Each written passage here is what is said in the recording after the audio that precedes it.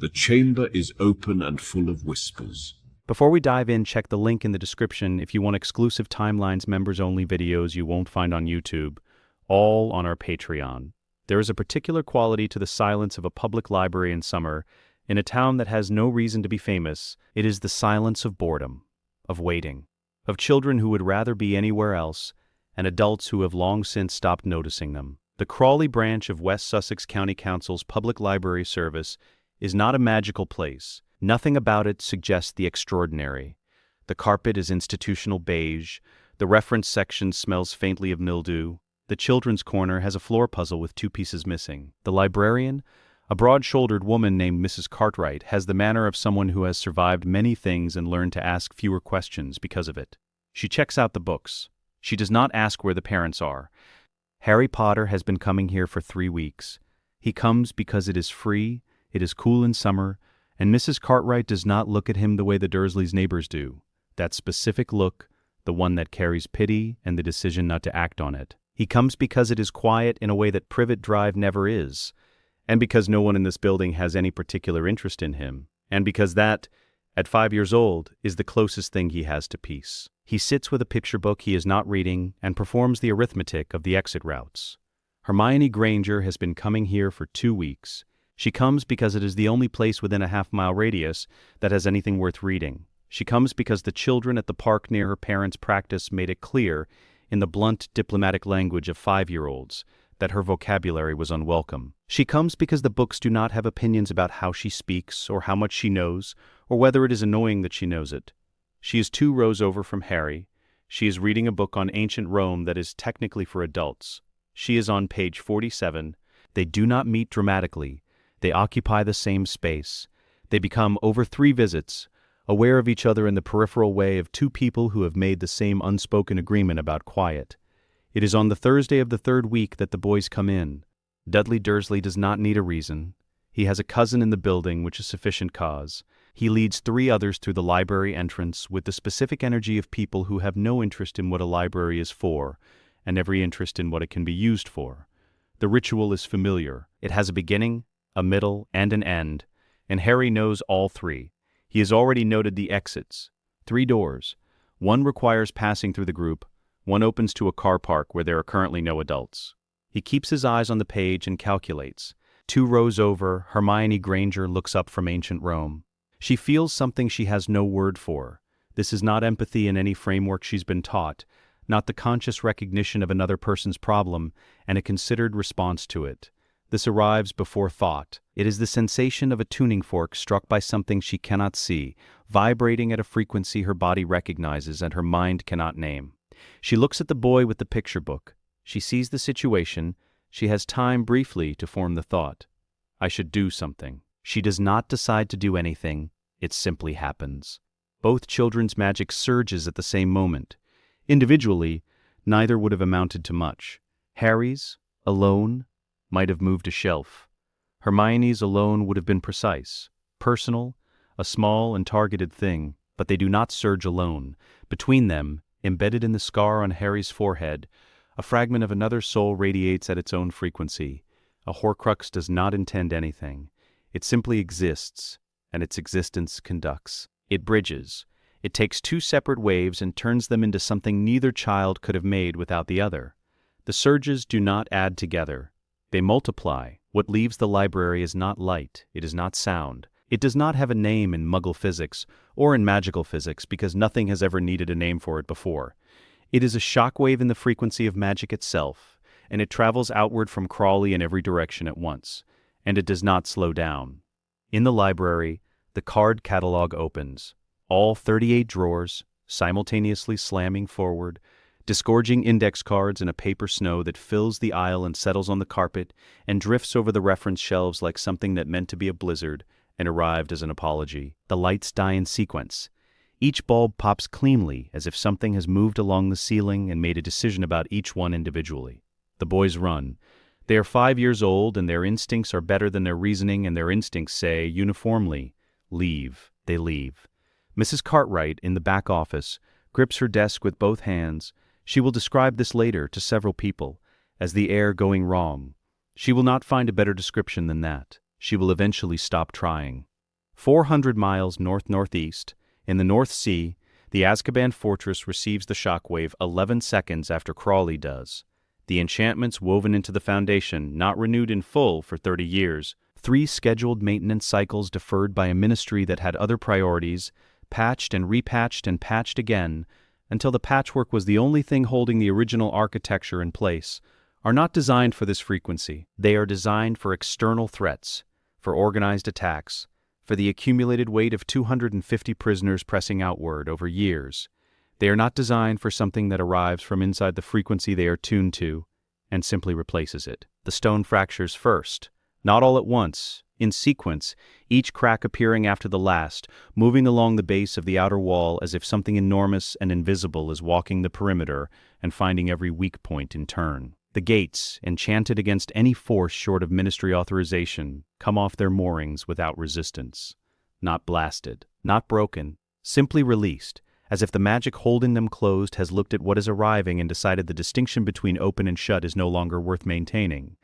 Then the walls fall. The Dementors feel it before the stone moves. They are calibrated instruments. Their entire existence is tuned to a specific frequency. The despair of human beings in systematic psychological deterioration, constant, cultivated, controlled. It is not food in any sense a human would recognize, but it is what they require, and the prison provides it with the reliability of a machine designed for exactly that purpose. What arrives through the shockwave is something they have no category for. It is not despair. It is the opposite of despair, sacrificial protection, pure and ancient, amplified through a Horcrux multiplied by the resonance of 2 souls in the same emotional state at the same precise moment. For a Dementor, this is not simply unfamiliar. It is noise in the frequency they use for hearing. It is like playing a sound so loud into a microphone that the microphone stops working. Some dissipate at the edges. Most go feral. They scatter, not in panic, because Dementors do not panic, but in the way of creatures suddenly deprived of every environmental signal they depend on. They move into Muggle Britain, without direction or purpose, wild, hungry in a way they cannot aim. The people they drift past in alleyways and on night buses will not see anything. They will simply feel, briefly and inexplicably, that something has just been lost. They will not know what.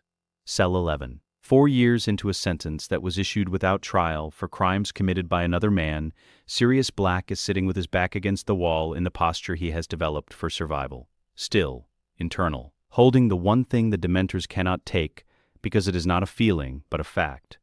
I did not do it. He holds it like a stone, not warm, not comforting, but real. His. The surge arrives. For 15 seconds, he counts them later, finds he can count them exactly.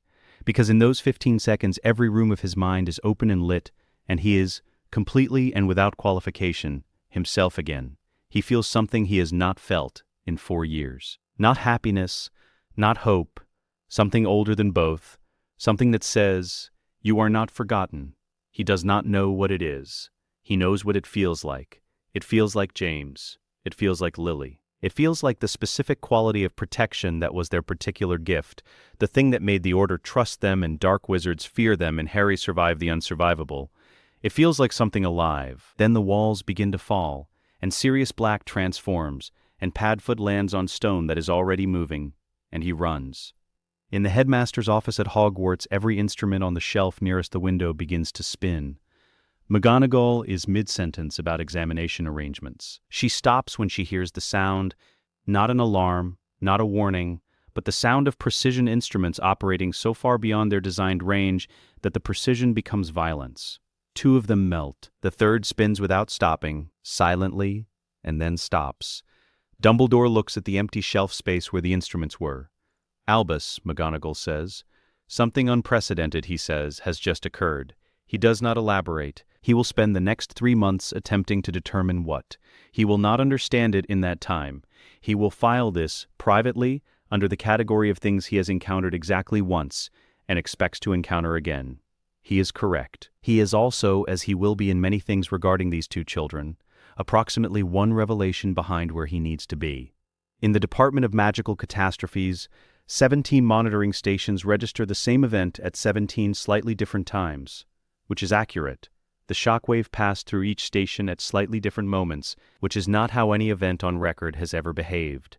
Cornelius Fudge, junior minister, reviews the alerts in sequence. He notes the single point of origin. He notes that this is approximately 400 miles south of Azkaban and that Azkaban has just ceased to function as a prison. He opens an investigation. He investigates for 6 months. He produces no conclusion. He files the incomplete investigation in a cabinet assigned a code that means, in the ministry's internal language, this does not exist. 3 hours after the event, the ministry dispatches obliviators to Crawley. Standard protocol: locate witnesses, assess, contain. They find Mrs. Cartwright, who is willing to discuss the car alarms at length and has no recollection of any children in the building during the incident. She is certain of this. The obliviators search for residual magical signature and find nothing. The resonance passed through so completely it left no traceable mark on the environment, which is not how accidental magic works, which is not something any of them know how to put in a report without sounding as though they have failed at their jobs. One of them, before leaving, stops in the reference section. The books are in order, not scattered, reorganized. Everything displaced by the shock wave has been returned to its correct position on the shelf. The Dewey Decimal System is perfect. The card catalog is entirely refiled. He looks at this for a long time. He writes it in his incident report as a footnote. He marks it unexplained secondary phenomenon.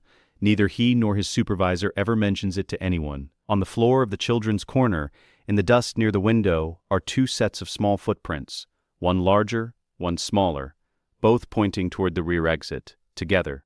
The official ministry report on the Azkaban collapse, filed by Cornelius Fudge and dated 24 August 1985, classifies the incident as follows: catastrophic structural failure resulting from deferred maintenance and age-related enchantment degradation. No external magical interference detected. Full review of maintenance protocols to be submitted within 6 months. The 6-month review is never submitted. Fudge is promoted to a senior position in the Department of Magical Law Enforcement in November. He does not follow up on his own instructions.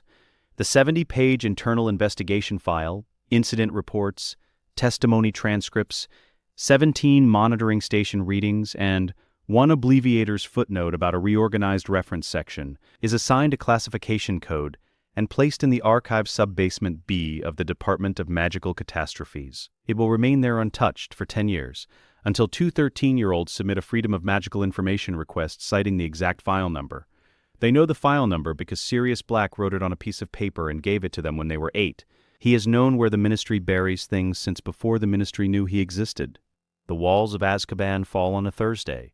By Friday morning, the ministry knows the prison is gone, and the prisoners are scattered. What they do not know, what they will not know for years, is that the 2 children who destroyed it are already sitting side by side in a park in Surrey, eating sandwiches from a paper bag, showing each other small, impossible things. Harry refills a puddle without touching it. Hermione turns 3 leaves from green to gold and back again. They are 5 years old. They have decided, with the certainty that adults reserve for decisions they have considered for decades, that they will keep practicing. They have also decided, without discussing it, that they will not tell anyone.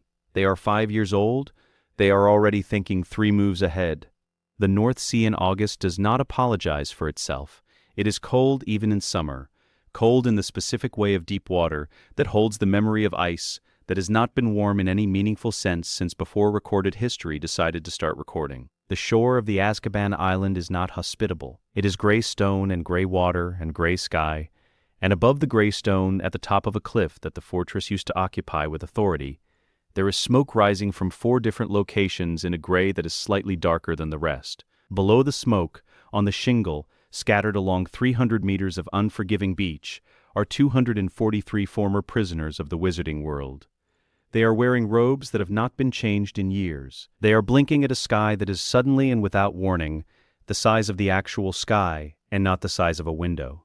Some of them are weeping. Some have not yet processed what has occurred sufficiently to be capable of weeping and are simply sitting with their mouths open, like people who walked into a room and immediately lost the reason they came. Sirius Black is the only one already standing when the ministry arrives. The shore does not announce itself as historic. It is too cold for that, too gray, too occupied with being difficult. But what it contains is this: the entire penal population of the wizarding world, redistributed without their consent across 300 meters of North Sea shingle, in various states of cognitive function, none of which is currently very high. Most will be recaptured within a week. Most have nowhere to go, no resources, no physical condition that makes complex planning viable. They have been in Azkaban long enough that the simple fact of a sky is almost too much. 2 of them attempt to walk into the water, not in any purposeful sense, simply because their legs are moving and the water is in front of them and nobody has yet told them they are free to choose a different direction. They are redirected, gently, by a man who has been on this beach for 11 minutes and has already identified every person of consequence and made a preliminary assessment of the situation. Sirius Black has always been good at this. The prison's population contains Death Eaters serving sentences for their role in the First Wizarding War.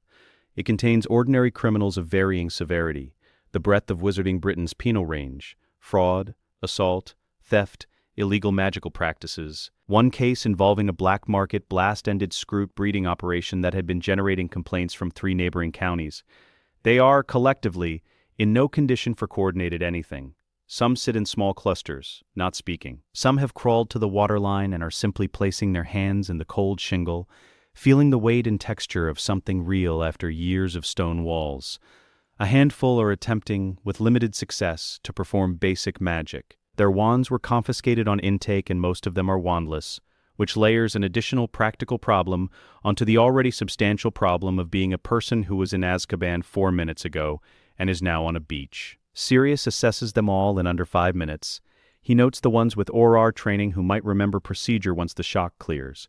He notes the ones who are genuinely dangerous and whose disorientation is temporary. He notes the ones who are simply lost. He moves on. Bellatrix Lestrange is alive and physically unharmed. She is sitting at the base of the collapsed eastern wall with the specific expression of someone who has attempted something multiple times and received the same unacceptable result. She is trying to cast.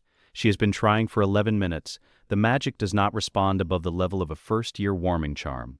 Tentative, imprecise, carrying none of the specific harmonic signature that characterized her offensive casting before the surge. That signature was the work of years. Dark arts practice refined through the war, through Azkaban's unique conditions which paradoxically preserved certain forms of magical intensity, even as they destroyed everything else. Bellatrix had kept her magic because her magic was the only thing she had consistently identified as hers. It is not responding, her personality is entirely intact, her cruelty, her focus, her obsessive architecture of devotion to the idea of Voldemort's return, all of it is present, complete, operating at full capacity. What she cannot do is express any of it magically at a level above the incidental. This is, for Bellatrix, the most sophisticated torture she has ever experienced, and it was inflicted by an accident, and it does not have a face. She looks up when Sirius's shadow crosses her. Her expression moves through several configurations before settling on contempt. "Blood traitor," she says. "Bella," he says. He does not stop walking. The Ministry arrives in force at 7:43 in the morning. 32 Aurors, 4 members of the Magical Catastrophes Response Team, 2 representatives from the Department of Magical Law Enforcement, and Cornelius Fudge, Junior Minister for Magical Accidents and Catastrophes, who is standing in the shallow water at the edge of the approach zone, with his hat in his hands and an expression of complete Silver Service despair. Minister for Magic Millicent Bagnold surveys the scene from the cliff above the beach. She has not survived 20 years in wizarding political life by having a limited tolerance for bad news. She is capable of processing a great deal of bad news in a very short time and arriving almost immediately at the question that matters. She says, "Fudge, what are we going to tell the Wizengamot?" She looks at the rubble. She looks at 243 people sitting on a beach that was not, until this morning, accessible to anyone who wasn't authorized to access it. "You have an hour," she says. He does not have useful wording in an hour. He does not have useful wording in 6 hours. What he has, eventually, is a narrative with no causal explanation attached to it, which is not useful wording, but is the best available substitute when the actual cause is something the Ministry's detection equipment cannot classify, and the admitting of which would require Fudge to explain, in front of the Wizengamot, that the most secure prison in the wizarding world was dismantled by something his department cannot name. "Structural failure," he says to his deputy, standing in the surf with cold water soaking his shoes. "Age and maintenance. That's what happened here." His deputy says, "Sir, the enchantments didn't fail from deterioration. The signature is wrong. They were severed, from the inside, by something. We are not putting that in a report," Fudge says. His voice is very calm. What we are putting in a report is catastrophic structural failure, deferred maintenance, age-related enchantment degradation. Do you understand? A long pause. The gray water, the gray smoke. Yes, sir, his deputy says. The primary problem is not the prisoners. The Aurors know what to do with prisoners. They have procedures, containment protocols, holding wards. The prisoners are disoriented and traumatized and will, most of them, cooperate with their own recapture because the alternative requires a degree of initiative that years of Dementor exposure has made extremely difficult to access. The primary problem is that every ministry protocol for managing prisoner escapes assumes the Dementors will be available to assist. They are scattered across Muggle Britain, following no pattern that the ministry's surveillance equipment can detect, performing no action that registers on magical monitoring systems. Because what they are doing is simply existing in Muggle spaces without the calibration that the prison's controlled environment provided. They are not targeting anyone. They are not coordinating. They are ambient. And ambient Dementors, it turns out, are something the Department of Magical Catastrophes has no prepared response for, because the Department of Magical Catastrophes operated on the assumption that Dementors were a solved problem. The working group convened to address this will meet 7 times over the next 4 months and produce a report that recommends additional research. It is not, by any measure, an adequate response. At 8:17 in the morning, in the window between the arrival of the 3rd and 4th Auror transport, Sirius Black makes his assessment. He knows how large operations fail. He fought in a war that was lost partly because the people running it didn't understand that institutional attention has a focal point, and that the focal point creates blind spots at the edges. He knows where the blind spots in this operation are. He has been identifying them for the last 30 minutes, with the patient attention of someone who grew up in a family that treated social navigation as a martial art. He identifies the moment, he transforms. Padfoot is a large dog. He is not, in his dog form, a registered animagus. The registration process requires disclosure, and Sirius has spent his adult life treating disclosure as something other people did. And so there is no ministry record of what he looks like as a dog. No alert to trigger when a large black dog with a particular quality of stillness and an unusual direction of travel walks beneath the arm of an Auror who is looking the other direction and does not look back. Sirius does not look back either. He is not running from anything. He is running toward something he doesn't know yet what it is. But he felt it this morning, felt the specific shape of it in those 15 seconds when every room of his mind was lit. And it felt like James. It felt like Lily. It felt like something alive that should not be here, doing something that should not be possible in a direction that Sirius Black has not yet identified but intends to find. He has time. He is 25 years old, 4 years into an illegal imprisonment, emerging onto a beach with every cognitive faculty he was born with, and a single working theory. Whatever happened this morning did not happen by accident, or rather, it was accidental in its occurrence and deliberate in its nature, which is different.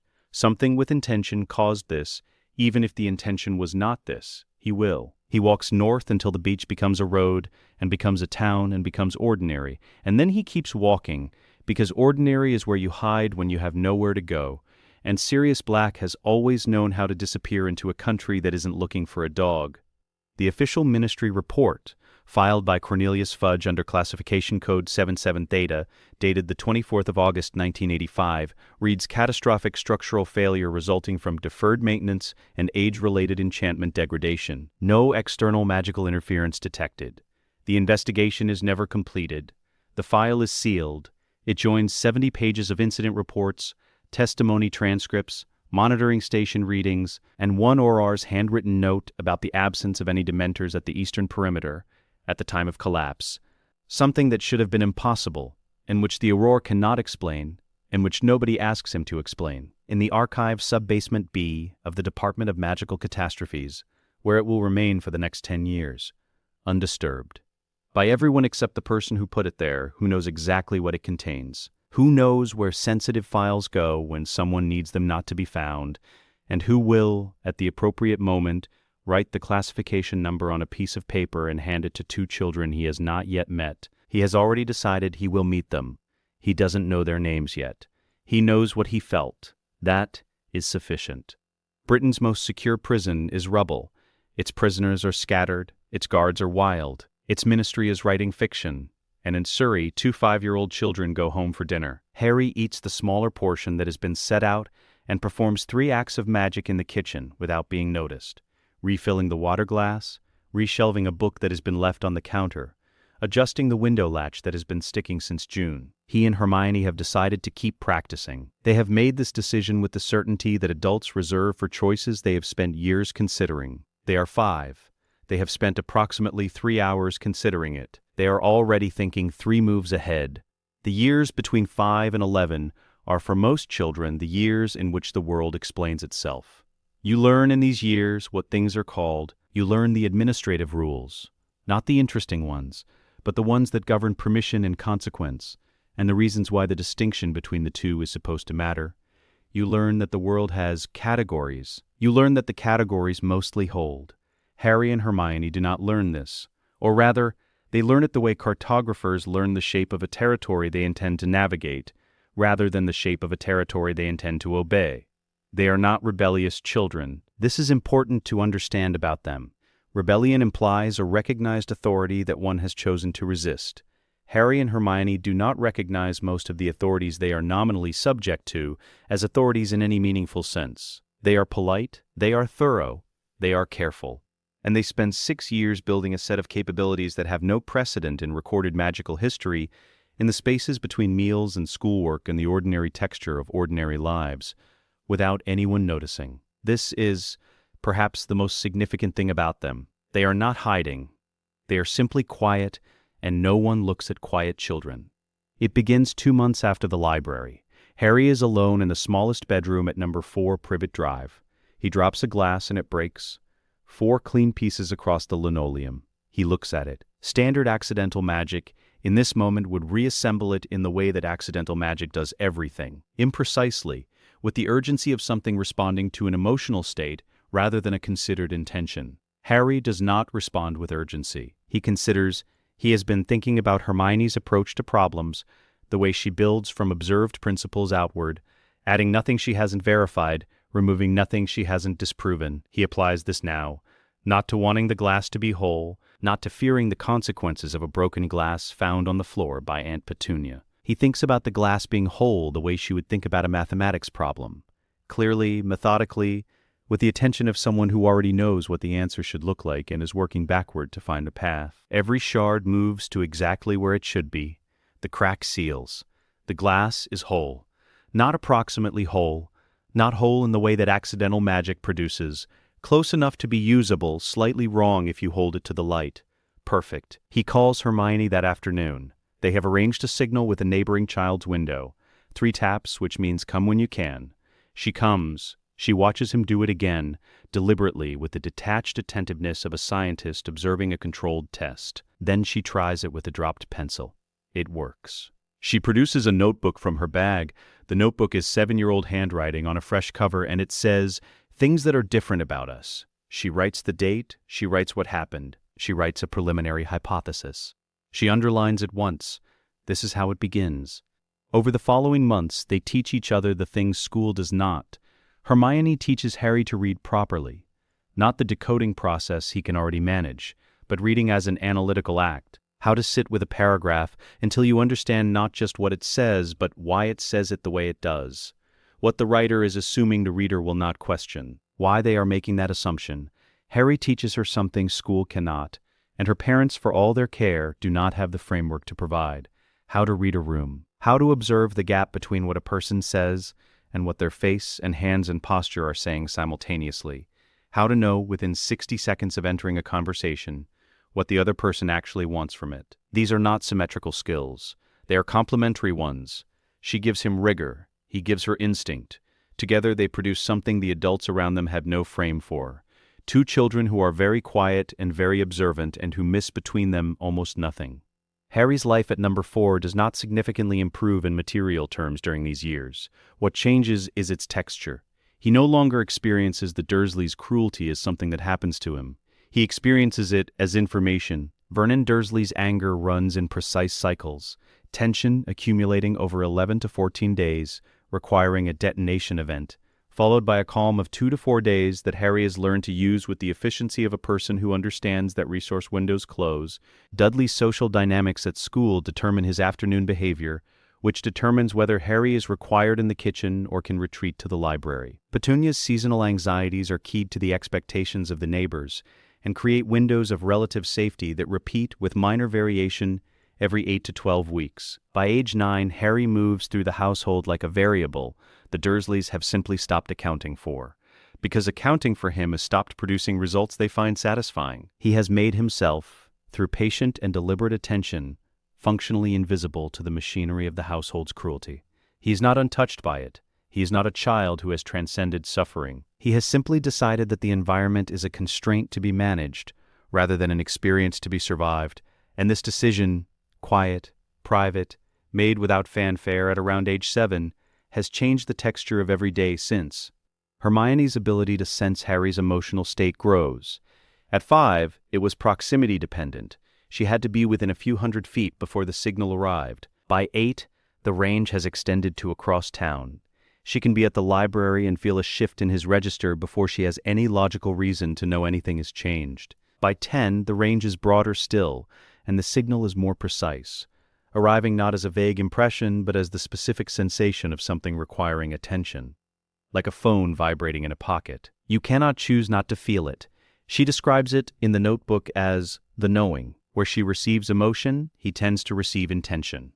A sense of direction, of focus, arriving from wherever she is like a compass needle. It does not tell him what she is thinking. It tells him whether something is worth his attention. They do not discuss this the way most people would discuss the discovery that they share what amounts to a telepathic instrument between them. They treat it as a data point.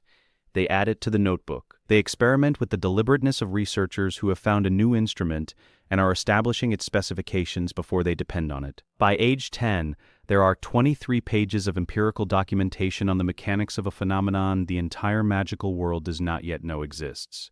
They have not told anyone. They have considered who might be worth telling, and they have consistently arrived at the same answer. They meet twice weekly for 6 years. The library, the park bench that has become, through sheer repeated occupation, implicitly theirs. Hermione's kitchen table, where Mr. and Mrs. Granger have established a quiet policy of not asking too many questions about their daughter's unusual friend, on the theory that an unusual friend is better for Hermione's development than no friend at all. They are correct about this. They do not know in what additional ways they are correct. At these meetings, they teach each other. Hermione brings frameworks, Harry brings the exceptions. Hermione brings conclusions, Harry brings the cases that should have broken the conclusions and didn't, which are always more interesting. By age 10, without wands, without formal instruction, without any adult having specified that it was possible, they have developed a working theoretical understanding of magical resonance, accidental magic amplification, the structural mechanics of a Patronus charm, and the theory of the Horcrux that they arrived at entirely from first principles. They know the theory is correct. They know they have not yet found a primary source to confirm it. They are patient. They add it to the notebook and continue. Harry Potter is 10 years and 4 months old when Aunt March comes to visit. She arrives with her bull terrier, her opinions, and the particular energy of someone who has never needed to justify herself to anyone she considers beneath her. She sits at the dinner table and, in the third sentence of the third conversation of the first evening, begins to discuss Harry's bad blood. This is not unusual. She does this every visit. Harry has always endured it the way one endures poor weather. Unpleasant, impersonal, eventually over. Hermione is present. She is technically returning a book she borrowed and has been kept for dinner because Aunt Petunia could not locate a polite mechanism for uninviting her. She is sitting 2 seats from Harry. Under the table, their hands rest close together without touching. Harry looks at Aunt March. Not with anger, not with any visible emotional state, with the steady level attention of someone conducting a very small and very precise experiment. He holds this for approximately 4 seconds. Hermione keeps her gaze on her plate. She does absolutely nothing except exist, 2 feet away, generating the ambient harmonic of their combined frequency. Aunt Marge stops mid-sentence. She blinks. When she speaks again, she says, "You know, you're actually a very sharp boy." She sounds faintly surprised by this, as if she has just noticed something she should have noticed before. You must get that from somewhere. She moves on. She discusses the weather. She discusses her dogs. She does not return to the subject of Harry's blood, or his parents, or anything adjacent to these topics for the remainder of the visit. She will not return to them for the rest of her life. She will find, Whenever she attempts to think critically of Harry Potter, in those later years when he appears in the newspapers, when he becomes impossible to ignore, that her mind moves smoothly off the subject, not with any sensation of having been blocked. The thought simply arrives, and then there is a different thought, and the first one is gone before she registered it leaving. She never inflates. She lives out her days with her dogs, holding an opinion of Harry Potter that she cannot quite account for, but that she has quietly revised, for reasons she cannot access, to something approaching respect. She has no idea this happened. Neither does anyone else. The Ministry's detection equipment, repaired 18 months after the 1985 event, comes back online and immediately establishes a baseline. The combined magical signature of Harry Potter and Hermione Granger has been radiating at a constant low level for long enough that the instruments register it the way a temperature sensor registers the ambient temperature of the room it lives in. Background. Expected. Not a reading, just what is. The trace, technically active on both of them, cannot distinguish their ongoing magical activity from the ambient field of their own combined signature. It is like trying to hear a single instrument in a room where that instrument has been playing continuously for a year and a half and has become, for all practical purposes, the acoustics of the room itself. They are not untraceable because they are clever. They are untraceable because the Ministry's equipment made an administrative decision, in their absence, to stop counting them. They have chosen not to correct this. At age 8, the door opens. A large black dog has been sitting by the fence at number 4 Privet Drive for 3 mornings. Harry notices it on the first morning and says nothing because he has learned that things worth acknowledging are worth acknowledging correctly, and he has not yet determined the correct way to acknowledge this particular thing. On the 3rd morning he walks over, crouches to its level, and says, "You're not just a dog."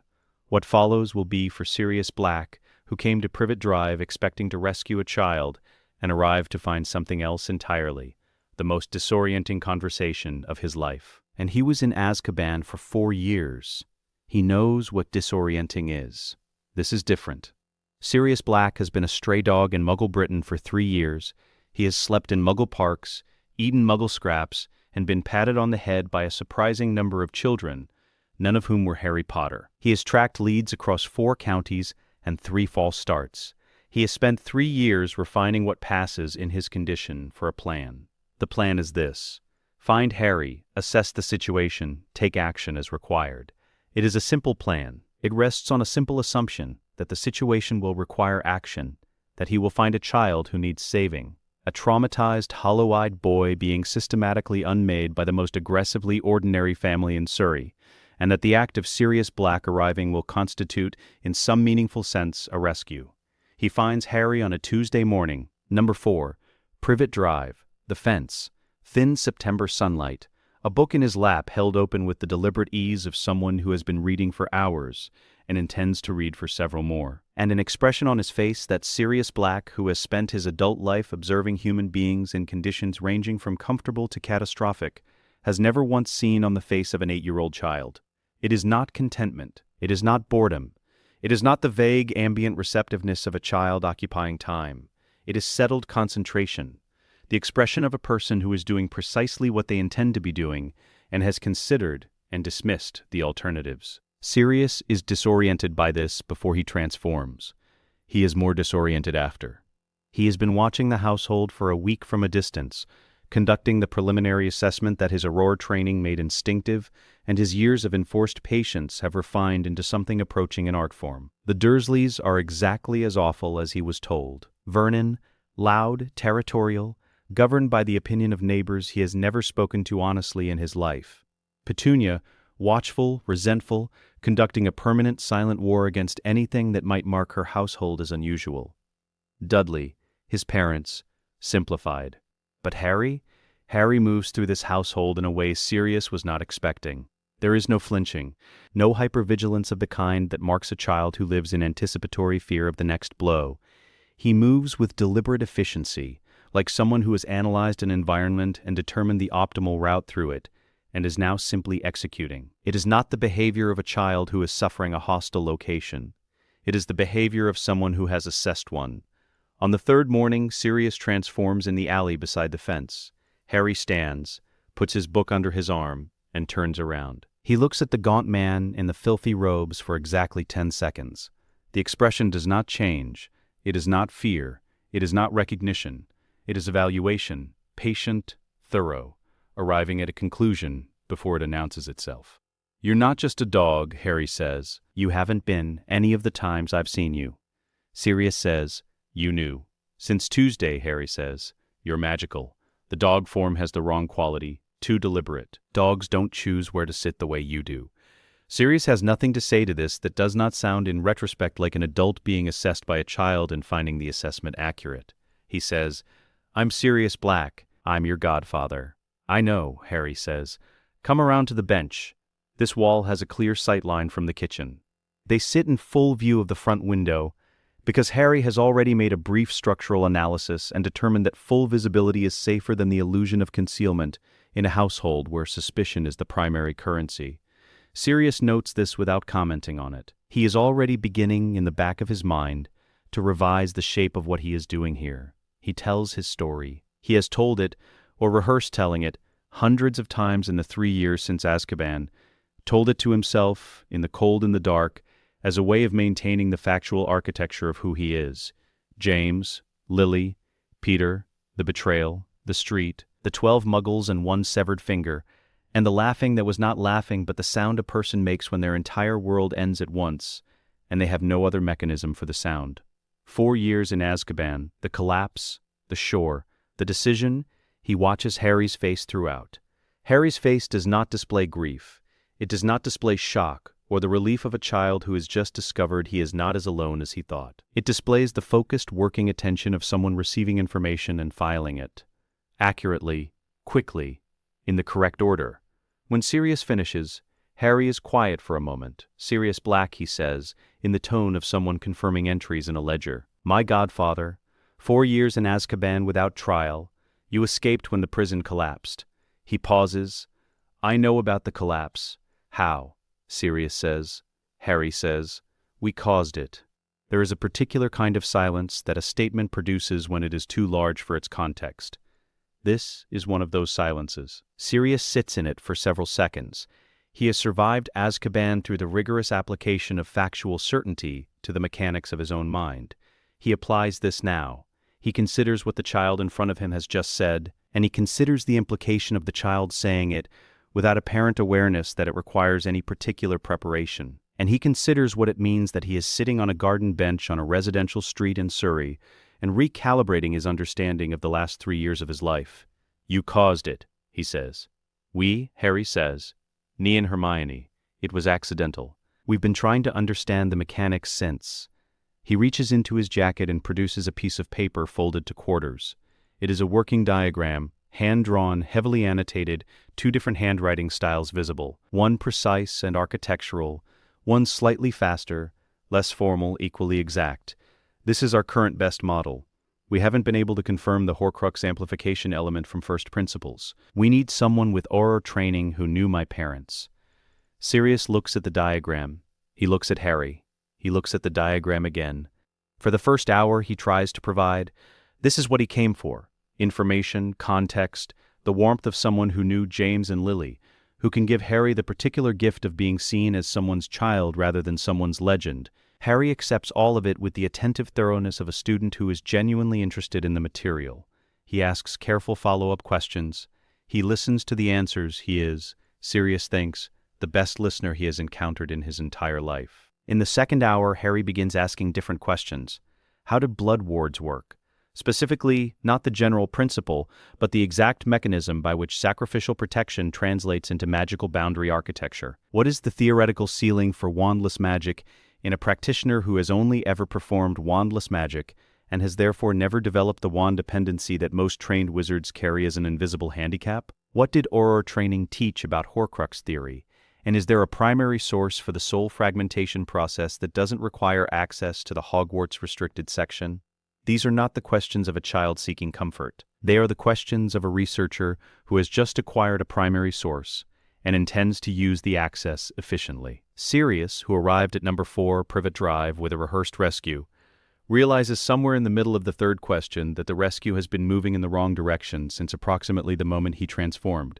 Hermione arrives 40 minutes later. She always arrives. Harry has a theory about this, that the knowing is directional, and that she tends to appear within a reasonable window whenever something registers as significant in his emotional state. She comes around the corner at the end of the alley with her notebook under her arm, because she has carried the notebook everywhere for 3 years, and stopping now would require a reason. She sits down on Harry's other side. She looks at Sirius with the specific calm of someone who has been told about a thing in some detail and is now reconciling the description with the reality in front of her. "You're Sirius Black," she says. "We've been hoping you'd find us." Sirius says, "You've been hoping? We needed someone with Auror training and direct knowledge of the First War," Hermione says. She opens the notebook to a page that has clearly been waiting for this conversation. "There are things we can only infer from first principles. We need primary source confirmation on several points."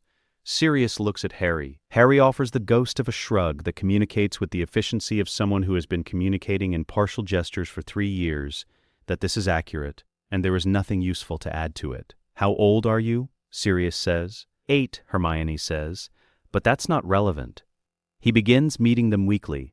He does not, at this stage, call it anything.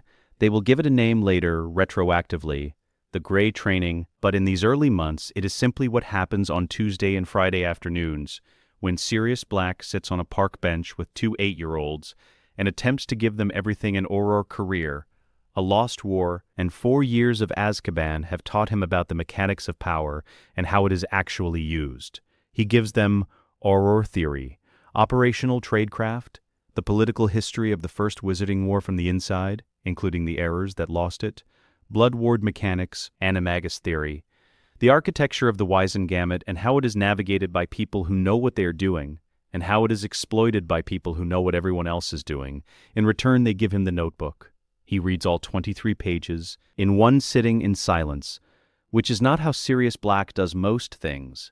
He is, by nature and training, a person who annotates, interrupts, argues in the margins. He reads the notebook in complete silence, and then sits for another 5 minutes doing nothing, which is longer than it sounds when you are a person who does not sit still. "This is unprecedented," he says. "We know," Harry says. "Is any of it wrong?" Sirius reads it a second time. "Slower?" "No," he says. He says it the way a person says something they have verified and wish they could unverify, because the truth of it requires a complete revision of something they believe they understood about the world, about magic, about what is and is not possible for 2 children in a library in Crawley on a Thursday afternoon in August 1985. "No," he says again, "none of it is wrong." 3 months into the weekly meetings, Sirius borrows a telephone from a Muggle pub and dictates a message to Dumbledore. He dictates it aloud because Harry and Hermione are present, which means they are listening, which means they will hear any version of it, and he has learned in 3 months that operating under the assumption that he can manage what they hear is a significant waste of effort. "I have found Harry," he says. "He is well. Circumstances are unusual. I believe you should meet with him directly." He pauses. "Does that cover it?" "You should mention the Horcrux," Hermione says.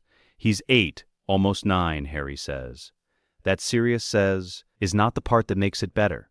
If Dumbledore knows Harry is already working from a complete theoretical framework on the Horcrux, Hermione says with the patience of someone explaining something obvious to someone she has nonetheless decided to explain it to. It changes the information hierarchy of their eventual meeting. Dumbledore won't be able to use the revelation as leverage. A silence. Sirius looks at them, one, then the other. "You think about leverage," he says. "You're 8-year-olds and you think about leverage." "You taught us about leverage," Harry says. "I've known you for 3 months." Sirius sends the message without the Horcrux addendum. He makes this decision consciously, and he knows, as he makes it, that both of them have already noted it and are drawing their own conclusions about why. Dumbledore's reply arrives the following morning. Standard reassurance, in the language of a man accustomed to holding more information than he shares. He knows Harry is well. He has been monitoring Harry is safe. Circumstances are in hand. Sirius reads it twice. He drafts a response. He writes it, crosses it out, and writes it again. The final version is 4 words. "You have not met this child." He sends it. No reply comes. This is not unusual. Dumbledore does not reply when he doesn't have a useful answer, which is one of the things about Dumbledore that Sirius has always found simultaneously admirable and infuriating. 2 weeks later, in the headmaster's office at Hogwarts, one of the silver instruments on the shelf at the back goes silent.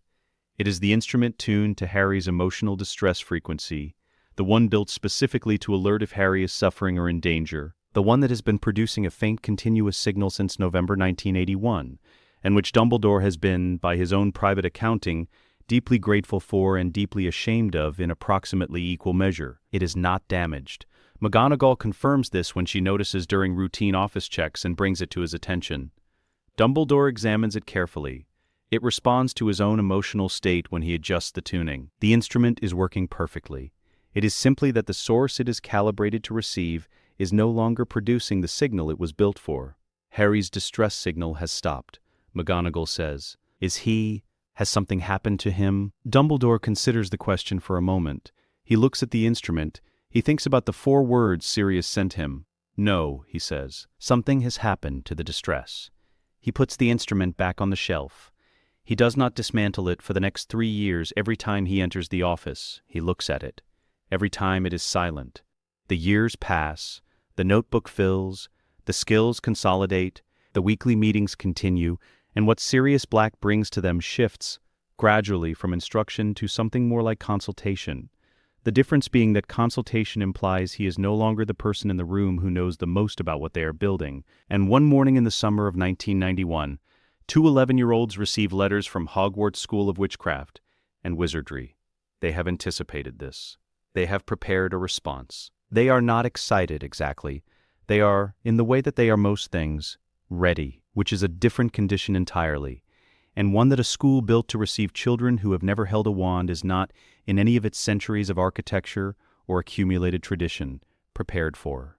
The Hogwarts Express departs King's Cross at 11 o'clock on the 1st of September, and every first-year student in 1991 boards it carrying variations on the same cocktail of feeling: excitement, anxiety, a homesickness that hasn't arrived yet but is already loading, the particular anticipation of a life that is about to change in ways they cannot fully anticipate and will spend years processing. They find compartments. They eat sweets. They compare the wands they have been carrying for precisely 3 weeks and can barely put down. They meet people who will become, over the next 7 years, their closest friends or their bitterest rivals, or simply the people they shared a school with and will never think about again. Harry and Hermione do not board the train. They discuss it the week before, with the same systematic attention they bring to everything. They consider the 6 hours of travel, the enclosed space, the density of unfamiliar emotional states, the gap between a useful preparation for what they intend to accomplish at Hogwarts and an interesting social experience. The conclusion is unanimous. They decide to arrive separately. They are standing at the Hogwarts gates when dawn breaks over the Black Lake. McGonagall is already there. She came because something told her to come. Not a message, not a reason, but the particular instinct that 33 years of teaching at the same school produces in a person who has learned to treat it as reliable information. She came to the gates at 5 in the morning because something told her to come to the gates at 5 in the morning. Behind her, the castle has lit every window simultaneously. This has not happened since 1612. They walk up from Hogsmeade in their muggle clothes, worn rucksacks, wands, and the pocket modifications. Hermione completed the previous spring, nothing that announces itself. They do not look dramatic. They look like 2 children who have walked a long distance and are not, particularly, tired. McGonagall conducts her assessment within 90 seconds of conversation. She is good at this. It is one of the foundational professional competencies of a deputy headmistress. She notes, Harry Potter is smaller than she expected, with his mother's eyes and something else entirely that she cannot immediately classify. Hermione Granger speaks in the specific way of someone who has arranged the relevant facts in correct sequence before opening her mouth, which produces sentences that arrive already complete. They are not 11 years old in any sense that matters. She takes them inside. She does not, for reasons she will later attribute to instinct rather than decision, contact Dumbledore. She finds that she wants, and cannot fully explain wanting, to give them a moment in the school before the school's administrative attention finds them. She makes this choice without understanding it. She will later decide it was correct. The suits of armor on the approach corridor turn to face them as they pass. Not aggressively, not in the posture of preparation, in the manner of sentries registering the arrival of something they were built to recognize. McGonagall, who has walked this corridor approximately 14,000 times, notices this and says nothing. The staircases rearrange, briefly, decisively, and then settle, as if a calculation has been completed and a preference established. In the entrance hall, the ghosts gather. Sir Nicholas, drifting from the east corridor with his ruff slightly askew, the fat friar arriving from the direction of the kitchens, the bloody baron, who does not appear at gatherings as a rule and whose presence carries an implicit weight of occasion, the gray lady who comes last and stays longest. She looks at Harry with the recognition of someone who has been waiting for a specific thing and has been, until this moment, uncertain it would arrive. He looks back at her. Neither of them says anything. Something passes between them that does not require words, and that McGonagall, watching, decides not to ask about. The sorting proceeds normally until Harry Potter's name is called. Every head in the Great Hall turns. This is not unusual. It is the weight of 11 years of newspaper articles, 7 years of rumor, the specific gravity of a legend the wizarding world has been carrying since 1981 and has never quite found a way to put down. A small, dark-haired boy walks to the stool. He walks without performing composure, which is different from having it. He does not need to perform it because it is not something he has assembled for the occasion. The sorting hat is placed on his head. Silence. 30 seconds. 40. The hall counts in the way that crowds count. Not aloud, but collectively, the awareness of elapsed time building across every person present. 45 seconds pass, and then the hat speaks. Not to Harry, to the hall, in the odd projected voice of something very old, deciding to say something aloud for the first time in a long while. I am unable to sort this one. The silence that follows has no precedent in the school's recorded history. It fills the hall in the way that significant silences do, not as an absence of sound, but as a presence.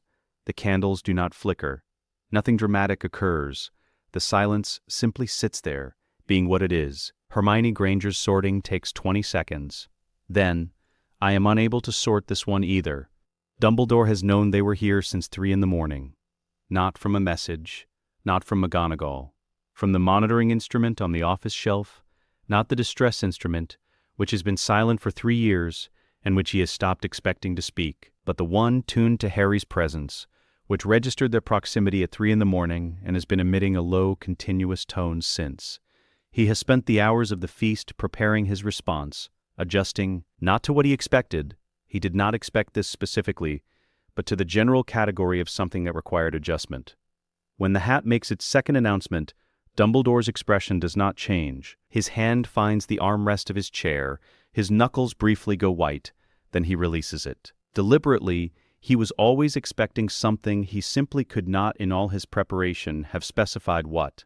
After the feast, McGonagall takes the hat aside. The conversation is brief and not overheard, because McGonagall is a woman who understands that some conversations require the kind of privacy that only good positioning provides. You should understand what you have here, the hat says. Explain, McGonagall says, keeping her voice level. They are not 2 students, the hat says. They are 1 student in 2 bodies. The qualities I sort, courage, ambition, intellect, loyalty, these are not present in them separately. They exist only as a combined quantity. Sort 1 and you have split something that should not be split. I cannot do it in good conscience. McGonagall says, it hasn't. A pause. Keep them together, the hat says. Whatever administrative category you need, whatever the paperwork requires, put them in it together. Don't let anyone separate them out of policy. Whatever is coming, they are the answer to it. But only as they are, not divided. McGonagall takes this information, which she cannot act on immediately and cannot dismiss, and files it in the part of her mind she uses for things that will become clear later. The formal category invoked is unclassified student.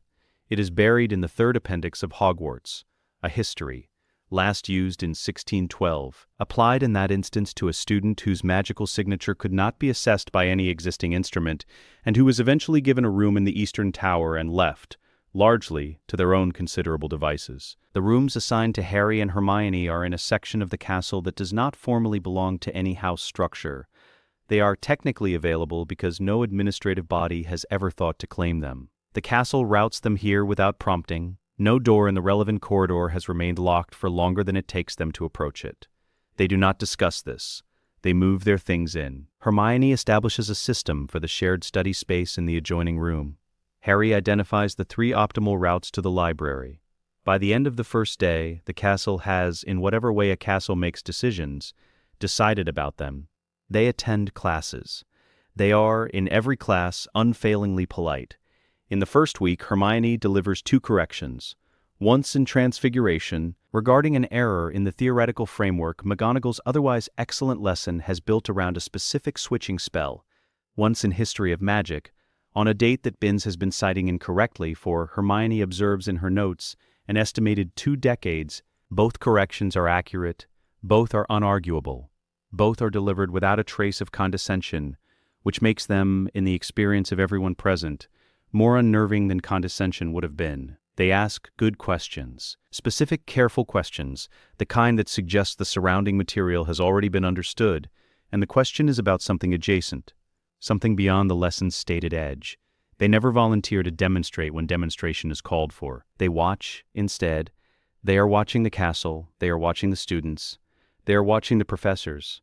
Defense against the dark arts, first lesson of the year, Professor Quirrell at the front of the classroom, the nervous stutter, the trembling hands, the purple turban, the general presentation of a man who has been frightened by something that has, in his telling of it, never quite gone away, the performance of lasting trauma, deployed with consistent precision. Harry looks at him for 6 seconds. Hermione watches Harry look at him for 6 seconds. Harry takes a piece of parchment. He writes 2 heartbeats, not 1. He's performing fear. The tell is that his fear has a consistent shape. It's rehearsed. Real fear is jagged. Hermione reads it. She writes back, "The turban, it smells wrong from here. Not the wool. What's underneath?" Harry reads this and writes, "Agreed. Avoid alone. Don't let him know we know." That is the entirety of what passes between them on the subject of Quirrell for the rest of the year. They attend every data lesson. They perform adequately, not brilliantly, not in a way that creates a pattern worth noting, and they leave 5 minutes early each session, citing ongoing library research requirements they have pre-cleared with McGonagall and which Quirrell cannot find a procedural basis to object to. He watches them go. He does not for the remaining months of the year allow himself to look directly at Harry Potter. In June, Quirrell is discovered. The Philosopher's Stone is recovered. Harry Potter is never placed in danger.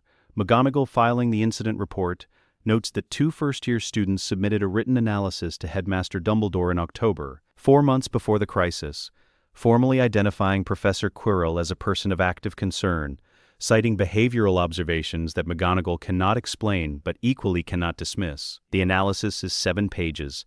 The handwriting alternates between 2 distinct styles, sometimes within the same sentence. Dumbledore reads the report, sets it on his desk, and looks out the window for a long time.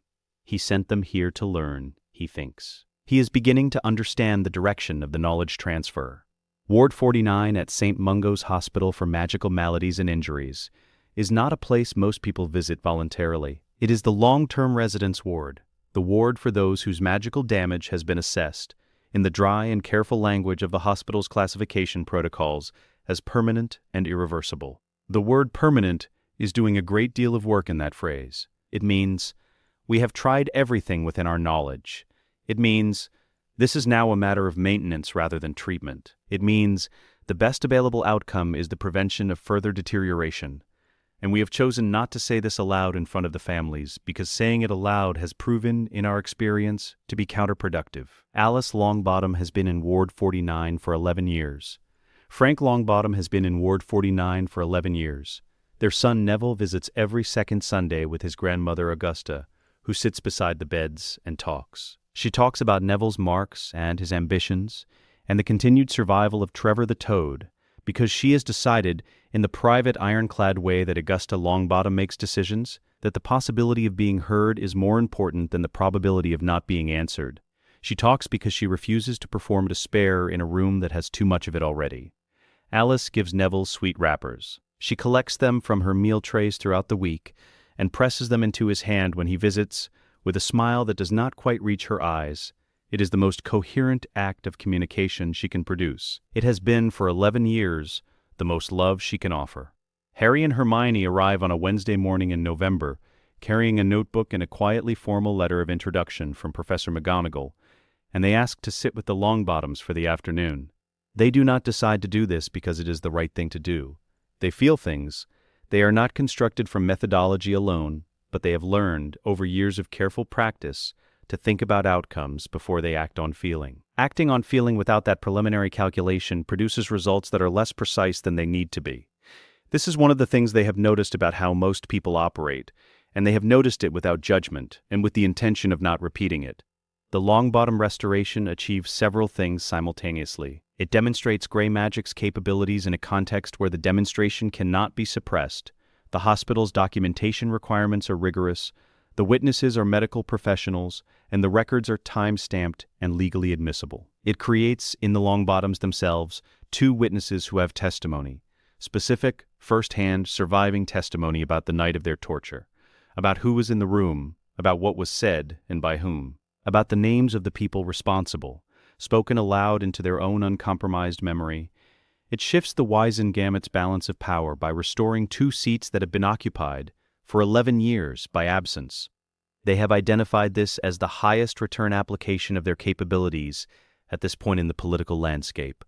They also go because Alice Longbottom has been pressing sweet wrappers into her son's hand for 11 years, and Neville Longbottom has been accepting them with the specific careful dignity of someone who has learned to treat what he can get as enough. Both things are true. They have learned to be comfortable with that. Neville is in the corridor outside Ward 49 when they arrive. He already knows they are coming. Hermione's letter was precise and McGonagall's introduction was specific, and he is standing with the expression of someone who has been trying to decide for the past 3 days whether to believe something. Will it hurt them? He asks. No, Hermione says. Will it work? We believe so. He looks at Harry. He has been in their classes for a year, and he has formed certain opinions, and he has kept those opinions largely to himself because they are the kind of opinions that sound strange when articulated aloud. What do you need from me? He asks. She hands him a list. He completes every item on it by the following morning. The procedure takes 4 hours. This is the first thing to understand about it. It takes 4 hours. It is not the light and glory presentation of healing that magical history tends to record when it records healing at all. The instantaneous flash of restoration, the dramatic moment of return, the thing that makes a good portrait subject. Gray magic, as Harry and Hermione practice it, is not restoration, it is excavation. The mind of a Cruciatus victim is not destroyed. This is the foundational premise, and it is not a comfortable one because it implies 11 years of institutional failure to understand something that was there to be understood. The mind is not destroyed. The Cruciatus curse does not erase. It buries, it overwhelms the brain's existing pathways with chronic, systemic, unbearable pain signals until the brain reroutes around them. The pathways are not gone. They are simply no longer in use, no longer accessible by standard routes. Gray magic, applied carefully and with sustained precision, can find the roots, can clear them, can reach into the accumulated scar tissue of 11 years of neurological damage and locate, beneath it, the person who was there before. They work in shifts. One maintains the resonance field, the sustained harmonic that their coupled magic produces, the low, certain frequency that is the specific signature of their combined working, while the other navigates. Then they switch. Then they eat the sandwiches Hermione packed. They drink tea that a healer, who has been sitting outside the door since hour 2, leaves on the floor at 1 o'clock without being asked. The healer does not know what she is witnessing. She knows enough to leave the tea and stay nearby and not interrupt. At 4:17 in the afternoon, Frank Longbottom sits up in bed. He says, "Augusta." It is not a response. It is not awareness of his surroundings or recognition of the room, or any of the graduated indicators the healers use to assess cognitive return. It is simply a name, spoken by someone who has just found, in the rubble of 11 years, the first thing worth saying aloud, a name that means, there is someone I know, there is a person I love, I am the person who loves that person. The healer enters on schedule to check the monitoring charms. She sees Frank Longbottom sitting up in bed. She stands completely still for approximately 10 seconds. Then she begins to move very quickly.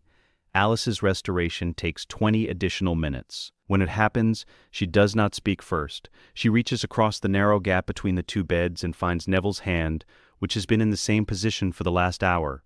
Close enough to reach, steady enough to be there, and she holds it. She does not let go.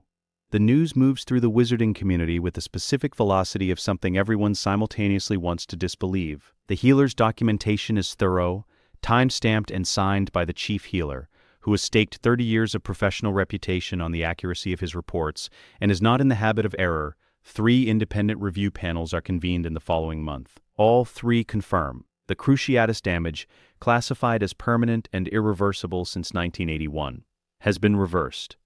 The word reversed sits in the wizarding community like a stone in still water. The Wizengamot emergency session is convened within 6 weeks. The Longbottoms have testimony, they have memory. They have 11 years of names they have been waiting, in the specific patient way of people who could not speak, to say out loud.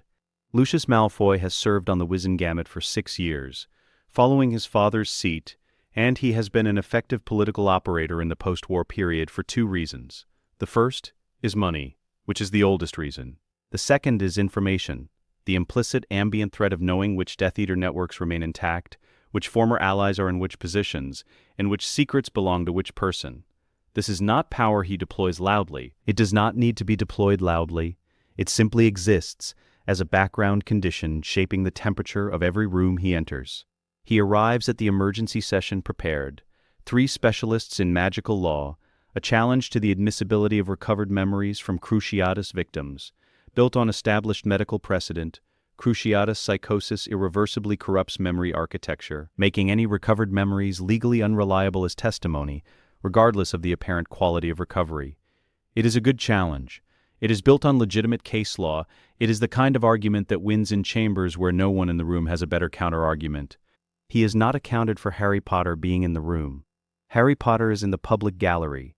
He is 12 years old and has no formal standing in the Wizengamot chamber, and does not require any. The public gallery is a procedural accommodation for observers, not participants, but no existing rule specifies that observers cannot speak, because until this moment no observer has needed a rule to stop them.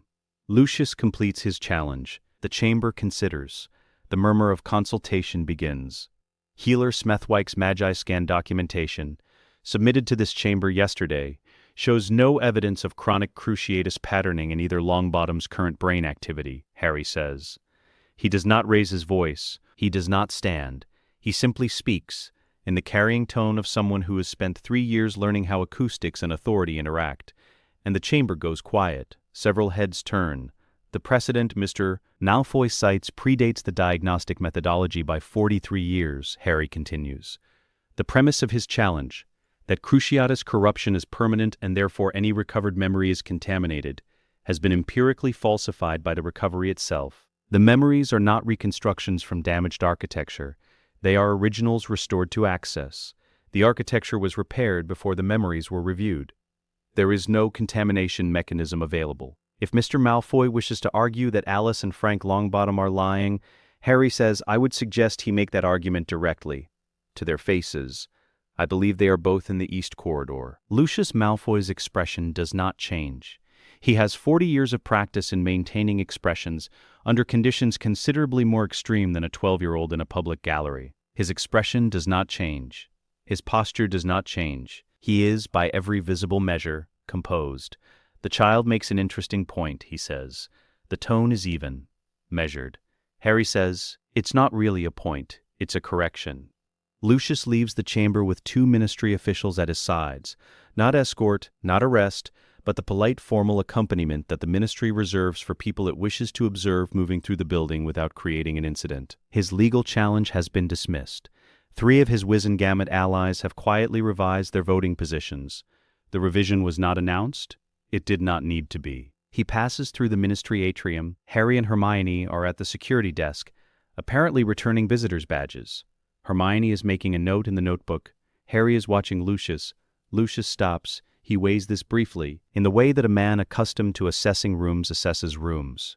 Rapidly, completely, arriving at the conclusion that acknowledging costs less than ignoring, because ignoring requires walking past without registering that something significant has occurred, and everything that is visible is interpretable.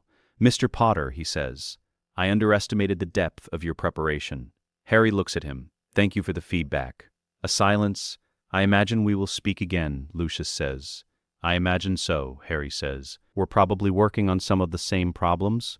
It is not a threat. It has no threat in it. It is a statement of political geometry.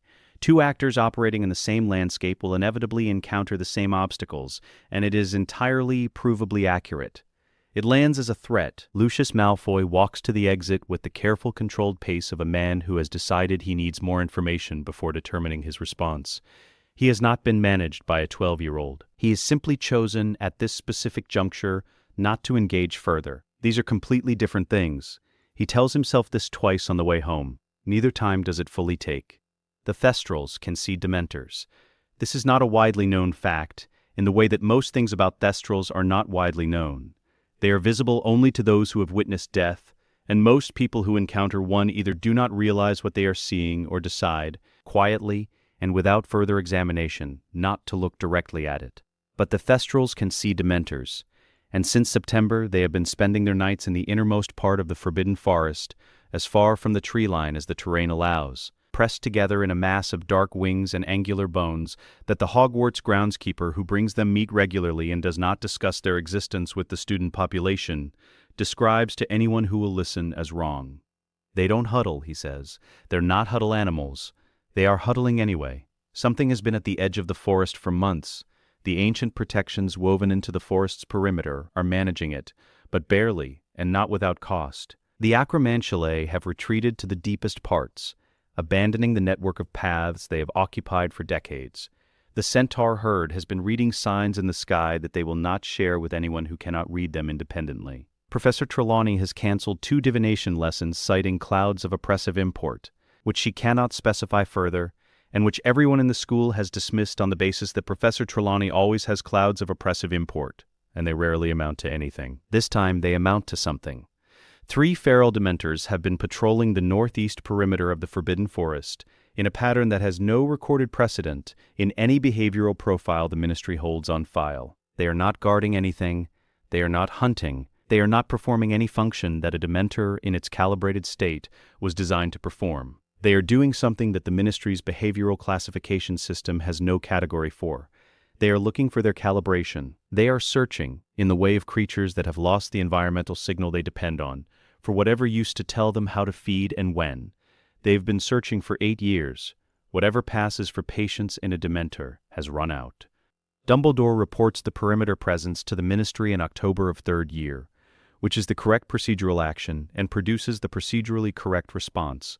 2 senior Aurors are dispatched, classified as Dementor Response Specialists, which is a designation the Ministry established in 1975 and has had very little occasion to use since the end of the First War. They return 48 hours later without the Dementors. Their complexions are poor. Their requests for immediate St. Mungo's assessment are granted without delay. Their mission report, classified, marked sensitive, filed in a cabinet that Hermione has already noted the location of, and will access within the month through a technically valid Freedom of Magical Information request, citing the file number Sirius gave them 4 years ago. States, standard Patronus charm protocols were ineffective. The Dementors did not retreat in response to the Patronuses. The Patronuses dissipated against them. The Aurors retreated, which was the correct decision from a self-preservation perspective, and which the report does not editorialize further on, because the alternative framing is that the Ministry's best specialists were routed by 3 uncontrolled creatures, and the Ministry prefers not to put that framing in writing.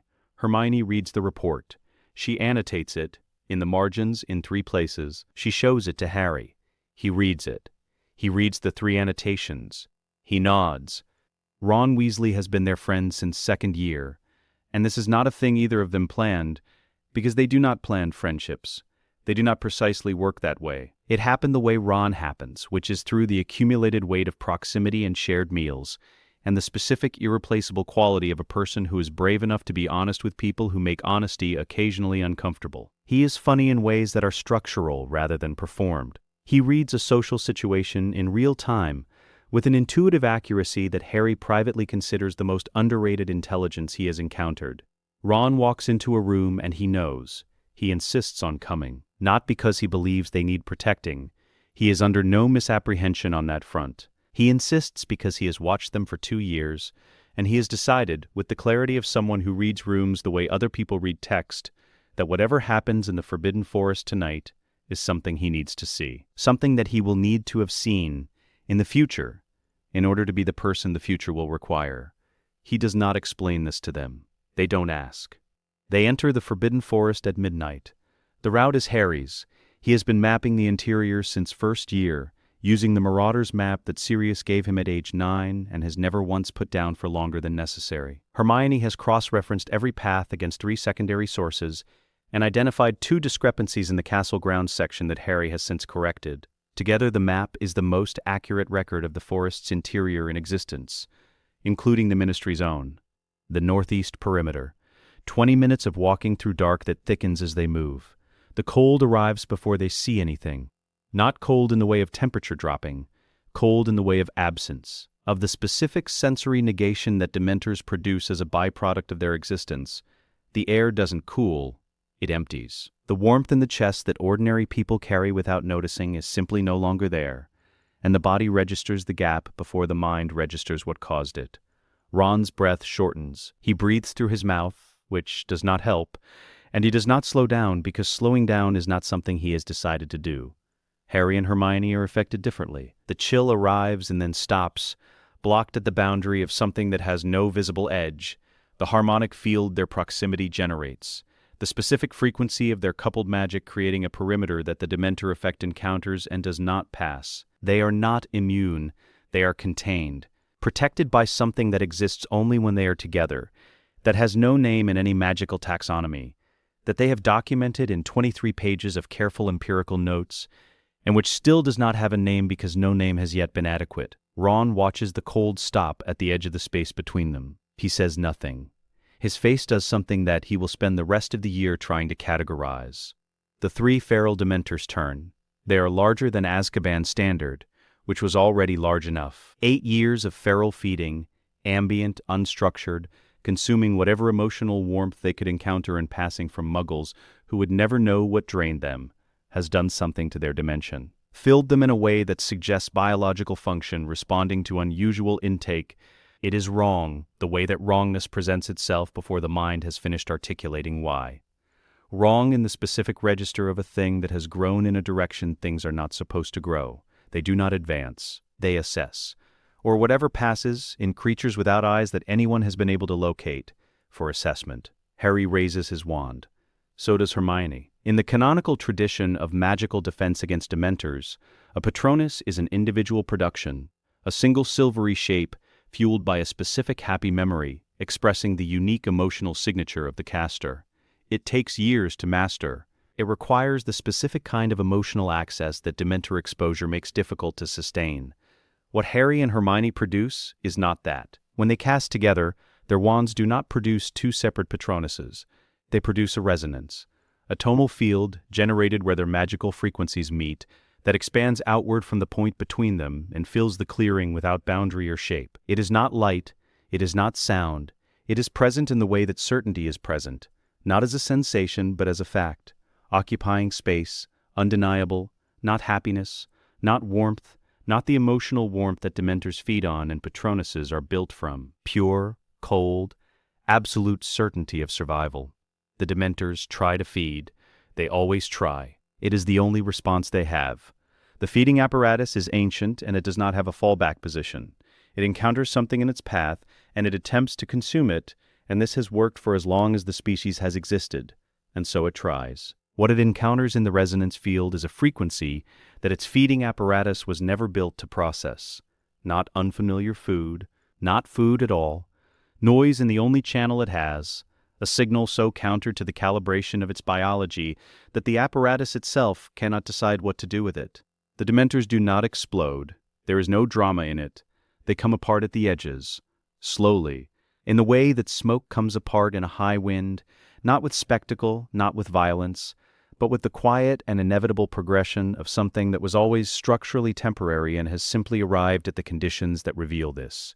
One edge blurs, then another. The form loses its coherence from the outside inward, the way a word becomes unreadable when you stare at it too long. What remains where each one was is a crystalline silence, a visible absence, a space where something significant used to be, and where the air is now, for the first time in 8 years of feral occupation, simply air. Ron is standing at the edge of the clearing. He watched all of it. He stands in the aftermath, which is silent and cold in the ordinary sense of cold, and somehow much emptier than the surrounding forest. Not emptier of presence, but emptier of weight, as if something that had been bearing down on this specific location for a long time has simply lifted. And he stands there with the focused stillness of someone who is feeling something precisely and is not ready to speak yet. Hermione turns first. She always turns. She is already noting the time, the ambient conditions, the diameter of the clearing, and paces. Ron says, "They were in agony." She stops. She turns fully. What? The Dementors? Ron says. His voice is even. He is not accusing anyone. He is stating what he observed, in the way he observes things, not analytically but truly with the whole of himself. At the end, they were looking for something. They've been looking for it for years. Whatever it was that used to tell them how to be, what to do. They were just. He stops. Lost. A silence. Yes, Hermione says, and you knew that. We knew what they were, she says. What the feral state means biologically. What losing that calibration produces in a creature that has no other framework. Ron looks at the empty space where the nearest Dementor was. He looks at it for a long time. Do you wish we'd left them? She asks. No, he says. He doesn't hesitate on it. Neither do I. Another silence. That's the part that bothers me, Ron says. The Ministry's Dementor Response Report for the Forbidden Forest incident, filed 6 weeks later, classifies the outcome as follows. 3 feral Dementors, categorized in October, have been neutralized. The method of neutralization is documented as experimental magical resonance application, details proprietary, result confirmed by on-site assessment. The word proprietary is doing a great deal of work in that sentence. It means the 2 students responsible declined to provide a complete methodological account, and since the ministry dispatched its best specialists in October and they came back without a result, the ministry is not in a position from which demanding explanation before accepting the result is politically viable. A senior ORR conducted the on-site assessment of the cleared perimeter 3 days after the event. She filed a supplementary observation as a footnote to the main report. The footnote reads, "The cleared perimeter area showed no residual Dementor aura. Standard dispersal events, in every recorded case, leave aura residue for a period of up to 18 months. The cleared area showed none. There was no residue at all. Whatever was applied in this instance did not disperse the Dementors in the standard sense. It appears to have neutralized them at the source level. I do not have a framework for what this means. I am noting it for the record. The footnote is not followed up on by anyone. Dumbledore reads the report from beginning to end. He reads it a second time. He sets it on his desk. He does not immediately reach for anything else. There is a particular kind of loneliness that has no obvious cause. Ron Weasley knows the obvious kinds. He has been familiar with them for as long as he can remember, in the way of someone who has had 6 siblings and a full house, and has grown up understanding that full houses can produce very specific varieties of invisible. He knows the loneliness of being overlooked. Not cruelly, not intentionally, but inevitably because there are only so many hours in a day and only so many people who fit inside a single parent's attention at once, and he has always been the one who fit last. He knows the loneliness of being poor in a world that treats wealth as a proxy for worth. He knows the loneliness of comparison, of always finding yourself 3 steps behind someone who is not trying to outpace you, who is simply moving at the speed they move, and whose natural speed happens to leave you behind. He knows all of these. They are familiar. He has made a peace with them over the years. That is not resignation, but something more functional than resignation. This is not any of those kinds. This is the loneliness of standing very close to 2 people you love completely, and realizing, over time and with increasing precision, that you do not understand them. Not their thinking. He can follow the thinking if they explain it, and they do explain it, carefully and without condescension. What he cannot follow is the absence of certain feelings in the space where certain feelings should be, the gap between what Harry says when a threat is identified and what Ron would say in the same moment. The specific quality of how Hermione absorbs a crisis, the way it enters her as information, exits her as plan, and the transformation between the two does not appear to have an emotional intermediate step. They are not cold people. He knows this. They are, if anything, more sensitive than most. Harry reads people with an accuracy that is almost uncomfortable to observe if you know it's happening. And Hermione carries the weight of every decision they make in a way that costs her sleep and shows in her face in the morning. They feel things. He knows they feel things. They have simply decided, at some point and for reasons Ron understands intellectually and cannot reach emotionally, that their feelings should not govern other people's outcomes. Ron finds this more frightening than he would find 2 cold people, because cold people he has the framework for. Harry submits his own name to the Goblet of Fire. Ron learns this second, which is the order in which he learns most things about them. They decide, they act, they tell him, and he sits with it for 12 hours before he says anything. He uses the 12 hours the way he uses most things that don't immediately resolve. He turns it over. He examines it from multiple angles. He applies to it the room-reading instinct that is his best and most reliable cognitive instrument, and waits for the instinct to arrive at a conclusion. The conclusion it arrives at is, this is correct. It is the right decision, made for the right reasons, and if Ron had the same information and the same certainty that the goblet was going to produce Harry's name regardless, he would agree that submitting preemptively was better than being submitted to. He finds Harry in the common room and he says, "You put your own name in because you knew it was coming out and you wanted it on your terms." Harry says, "Yes." A pause. "That makes sense," Ron says. He means it entirely. He also means, simultaneously, something he cannot say because it is not an accusation and has no appropriate format. I would not have done it that way. And I don't know what that says about either of us, and I find that I am more interested in that question than I expected to be. He doesn't say this. He sits down. He asks about the first task. The Fred and George moment happens in October in the third-floor corridor outside the Charms classroom. Fred and George have been developing a prototype, something for Weasley's Wizard Wheezes, which is still a conversation rather than a business, but is becoming more concretely a business every month. Harry has been paying attention, because Harry pays attention to everything, and he has identified a formulation issue.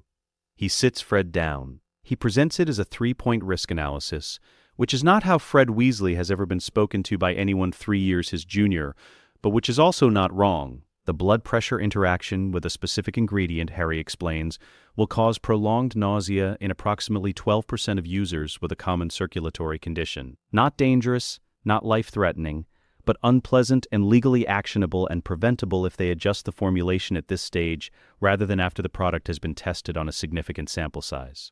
Fred agrees to reformulate. He is good enough to see that the point is correct and mature enough not to require the point to have come from someone taller. Ron watches Fred's face after the meeting. Fred is 17 and brilliant and has never in Ron's memory been corrected by someone younger in a way that did not feel like an attack. This did not feel like an attack. What it felt like, Ron can see it in the micro-expression. The brief involuntary adjustment of a person who has just been made to feel younger than they are by someone who had no intention of making them feel younger than they are. What it felt like was being told by a very precise instrument that your measurement was off. That is all it was. An accurate measurement, delivered without malice. Harry did not do this intentionally. That is the whole point. Ron overhears the Cedric conversation by accident. He comes into the common room late, from the owlery, and they are already talking, and they don't hear him because they are focused, and because he stops in the doorway when he catches the first sentence and then does not move. He hears Harry say, "He'll die in the final task if Voldemort is behind the cup. We'll need to decide what to do with that information." He hears Hermione say, "We have time. The third task is 9 months out." He hears Harry say, "Yes, we should use that time well." Ron stands in the doorway for long enough that he understands exactly what he is hearing, and that he is not mishearing it.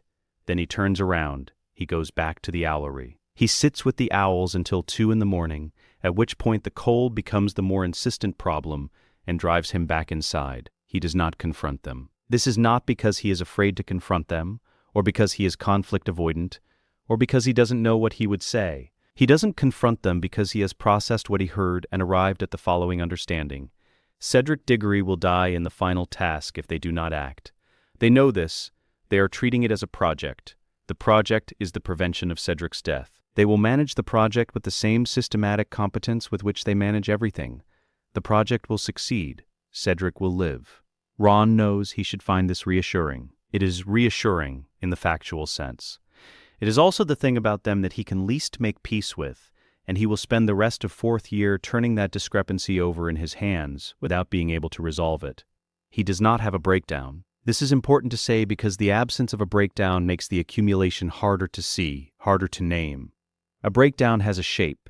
It has a before and an after, and a visible event in between. What Ron has is a series of moments so small they are almost invisible, each one in private, each one building on the one before without announcing the building. A few minutes sitting alone in the common room after everyone else has gone to bed, looking at the fire without particularly seeing it, a walk around the lake on a Saturday that was supposed to be a Quidditch afternoon, ended with the weather and became a long loop of water and gray sky and the specific quality of thought that arrives when there is nothing to interrupt it.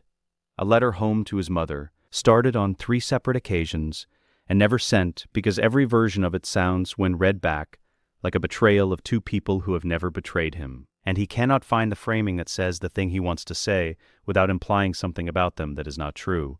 By the end of fourth year, he has arrived at a very precise accounting of his situation. He loves his best friends. This is not complicated or conditional. He would stand in front of a killing curse for either of them without calculation and without regret. He has thought about this directly, in the way he forces himself to think about difficult things directly, and the answer is consistent and clear. He would also lie awake at 2 a.m. and feel, for the first time in his life, with the particular precision of a new sensation, that the world he is living in does not have a place that is shaped like Ron Weasley. Not that there is no room for him. He is welcome, he is loved, he is included in everything. It is simply that the world, as it is being built around him, is being built to a specification that his shape does not match. He doesn't know yet what to do with this. 1 month before the year ends, he finds Harry alone in the common room. He sits down across from him. He looks at him for a while. Harry meets his gaze with the patient, open attention he brings to conversations he can tell are going to be important. "You don't feel things the way normal people do," Ron says. "What do you mean?" Harry asks, not defensive, genuinely considering the question. "It's like you've got this switch," Ron says, "and at some point you switched something off." "I feel everything," he says. "I've just decided that my feelings shouldn't control other people's outcomes." Ron looks at him. "What's the point of feelings, then, if they don't?" "They're information," Harry says. "They tell you what you value, what you need to protect. They're not instructions." A silence. The fire. "I think you might be wrong about that," Ron says. Harry doesn't argue. He doesn't counter. He says, with the genuine openness of someone who is actually considering the possibility, "You might be right." He goes back to eating. Ron sits across from him for a long time. He is not angry. What he is experiencing is something more precise than anger. The specific and difficult recognition that someone he loves holds a view of the world that is internally coherent, externally functional, and demonstrably better at producing good outcomes than most alternatives, and that he cannot share it, and does not know what to do with the fact that he cannot share it. He stays. He doesn't leave. He sits with Harry in the quiet, the way you sit with people you love, even when you don't understand them. The summer before fifth year, Ron and Harry are at the Burrow, which is everything Hogwarts is not: warm, loud, full of things slightly broken, and thoroughly loved. Molly Weasley has noticed, in the way Molly Weasley notices everything, that Ron is quieter than he used to be. Not sad, exactly. Quieter. She waits until there is an afternoon when Harry is writing letters, and the others are elsewhere and the back steps are empty. She brings 2 mugs of tea and sits. She waits. Eventually, Ron says, "Have you ever been friends with someone who you know would absolutely do the right thing, every single time, no matter what? And that's the part you're worried about." Molly thinks about this. She does not dismiss it. "You mean someone who's made a decision about what good means," Ron says. "And the decision is right. And He stops, starts again. "I still wish they'd made a different one." Molly is quiet for a moment. Then she says, "Ronald, sometimes the best thing you can be for someone like that is the thing that reminds them why the decision matters. Not the logic, the reason." Ron thinks about this for the rest of the afternoon. He thinks about it for the rest of the summer. He doesn't know if she is right. He finds, however, that the question has changed shape. It is no longer, "Why are my best friends frightening?" It is, "What is the thing that I carry that they need from me?" These are different questions. The second one has an answer he hasn't found yet. He spends the summer looking for it. This is, in retrospect, the last year Ron Weasley spends certain that he is in the right story. The year after, he will understand that there is no right story. There is only the one they are all in together, and what each of them brings to it, and whether what they bring is enough. In the canonical timeline, the knowledge that Harry Potter is a Horcrux arrives as a terminal sentence. You must die. It is the hardest secret Dumbledore ever keeps, and the secret is built on a logic that is, when examined without sentiment, impeccable. Harry must not know too early, because knowing produces the survival instinct, and the survival instinct produces resistance, and resistance prevents the necessary death, and the necessary death is the mechanism by which Voldemort's last anchor is removed. The logic holds. It is always held. It is a correct argument for a particular set of circumstances, and Dumbledore has been carrying it carefully, the way you carry something fragile and heavy, since approximately 1982. This is not the canonical timeline. In this timeline, Harry has known since third year. Not because anyone told him, because Hermione arrived at it from the available evidence, in the way she arrives at most things, by considering every explanation for the observed phenomena and eliminating the ones that don't account for all the data. The observed phenomena are the soul link, the resonance, the amplification, the specific quality of the signal produced by the 1985 surge, and the scar. The explanation that accounts for all of them is also the most uncomfortable one. He is a Horcrux. He has been one since he was 15 months old. A piece of Tom Riddle's soul has been living in his scar and leeching off his magical signature for 14 years. And this is, among other things, the source of the resonance that amplified two children's accidental magic into a shockwave that leveled a North Sea fortress on a Thursday afternoon in August. He has had 2 years to sit with this. He and Hermione have had 2 years to sit with it together. The word die does not appear in any of their notes. Confirmation comes in the graveyard at Little Hangleton. The third task of the Triwizard Tournament. Harry and Hermione have entered the maze together, not as separate competitors, but as the unit the tournament has, despite itself, been unable to prevent them from being. They navigate it with systematic efficiency. At the center, the Portkey Cup. Cedric Diggory is already there, and they have already assessed the cup, and they tell him clearly, do not touch it. It is a portkey to a trap. He believes them because he has spent a year observing these two with the pragmatic intelligence of someone who knows when skepticism is not worth its cost, and skepticism has not been worth its cost once in a year. The portkey triggers regardless. It is set on a time delay, and the delay elapses while they stand assessing it, and Harry grabs Hermione's hand and they are transported together. The graveyard, the yew tree, Peter Pettigrew, moving with the trembling purpose of someone who is committed irrevocably to something terrible, the cauldron, the ritual. Harry watches it happen with the clinical attention of someone who has been told this was coming and has been preparing their response. And when Voldemort rises, white, tall, red-eyed, newly made, and speaks Harry's name in the voice of someone who has been waiting 14 years for this specific moment, Harry is already calculating. Voldemort moves to kill. Harry raises his wand. Their wands meet and the reverse spell effect ignites. The golden cage of light, the locked connection between matched cores. The phenomenon that has no clean name in any textbook. In that connection, something else activates. Not the reverse spell effect itself, which produces its cascade in the space between them. Something that has been developing in Harry since before he could walk. The soul link triggered by direct proximity to the source it has been entangled with since infancy. The Horcrux in his scar has been an amplifier for 14 years. At this range, in this connection, his own developed sensitivity responds to the larger whole from which that fragment was separated. For 3 seconds, his magical signature recognizes what it has been amplifying. He knows what he is, not who, what. The resonance field, deployed at close range against a body that was made 6 minutes ago and has not yet developed any habituation to the frequency, produces a 6-second window, 6 seconds of disorientation in a newly constructed form that has not yet learned to compensate. Hermione pulls Harry's hand. They apparate. It is technically illegal. Harry has not completed his apparition certification, and side-along apparition without a license carries a fine and a hearing. This is functionally irrelevant under the circumstances, which is the category of assessment Harry and Hermione apply consistently and without guilt to the gap between technical legality and practical necessity. They land in the Hogwarts entrance hall. Cedric, who watched the cup take them and did not touch it, is waiting at the edge of the maze. He is alive. He will continue to be alive. The project succeeded.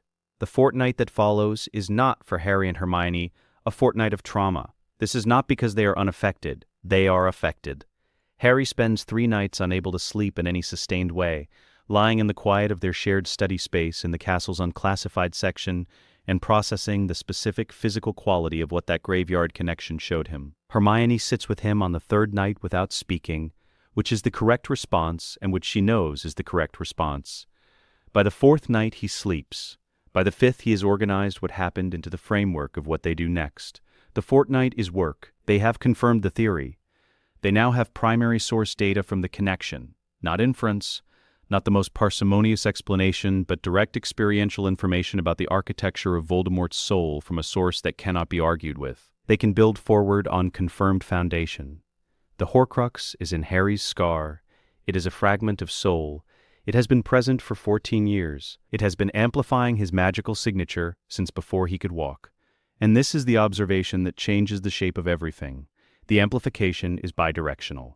Harry's magic has been amplifying Harry's magic. They have been entangled for 14 years, feeding each other's output in a loop that has made both of them more than either would have been independently. His magic made it stronger.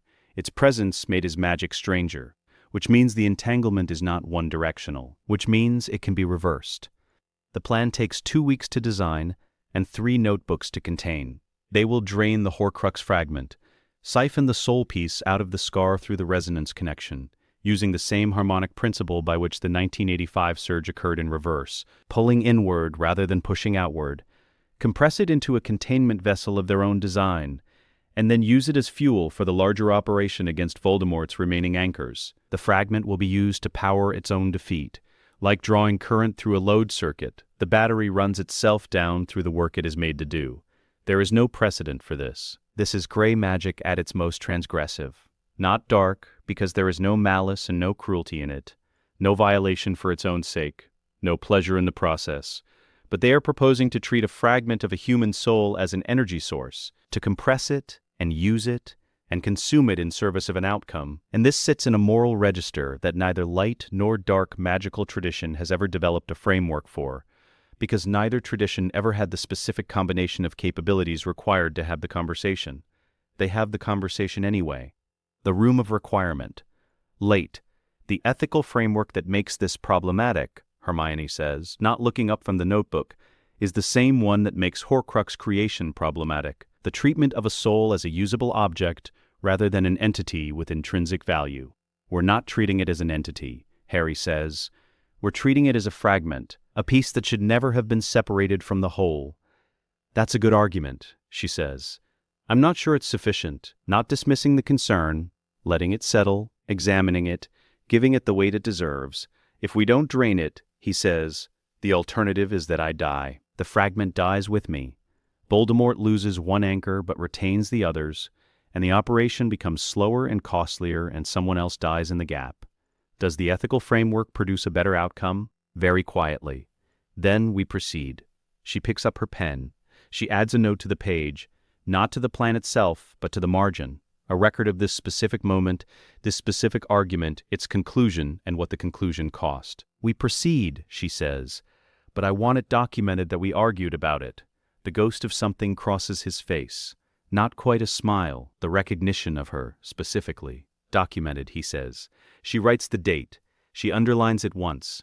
Dumbledore requests the end-of-year meeting in June, as he does every year since second year. The private conversation in the headmaster's office that is nominally about Harry's academic progress and is actually a careful navigation toward the information Dumbledore has been managing since 1981. The prophecy, the Horcrux, the shape of what is coming, and Harry's necessary role in it. He has been preparing this specific conversation since the tournament ended. He knows how to deliver news of this weight. He has done it before, in different forms, with different people, and he knows the architecture of the delivery, the approach, the careful framing, the weight, the landing, the acceptance he needs to cultivate in the recipient. He begins, he arranges the words, he talks about the war, about sacrifice, about the specific nature of Harry's importance, and about how some truths must be distributed across time rather than delivered whole. He draws breath for the crucial sentence. Harry says it for him. All of it. Every piece of the Horcrux theory. All 7 fragments. Nagini, the diary, the ring, the locket, the cup, the diadem, the snake, and the scar. Harry delivers the complete framework in 2 minutes, accurately, without notes, at the specific cadence of someone who has known something long enough that recitation requires no more effort than breathing. The silence that follows has a particular quality. How long, Dumbledore says, have you known? Since 3rd year, Harry says. Confirmed in the graveyard. Another silence. I planned, Dumbledore says, choosing his words with visible care, to tell you this in stages, to give you time to accept it, Harry says. I know, I've had 2 years. He pauses. I have a plan. It's better than yours. He does not say this with cruelty. He does not say it with satisfaction. He says it the way he says true things, directly, without decoration, as a fact he has determined is worth putting in the air between them. I can walk you through it if you'd like. Dumbledore says, yes, I would like that. He listens for 45 minutes. He does not interrupt. He sits with his hands folded and his expression carefully arranged, and he listens to a plan that accounts for contingencies he had not yet considered, and that solves, with an elegance he recognizes, but could not have produced, the central problem that has been keeping him awake since 1982. At the end, he is quiet for some time. "You've accounted for contingencies I hadn't considered," he says. "We've had more time," Harry says. "We," Dumbledore says. "Hermione and I," Harry says. "She did most of the theoretical work. I provided the primary source data."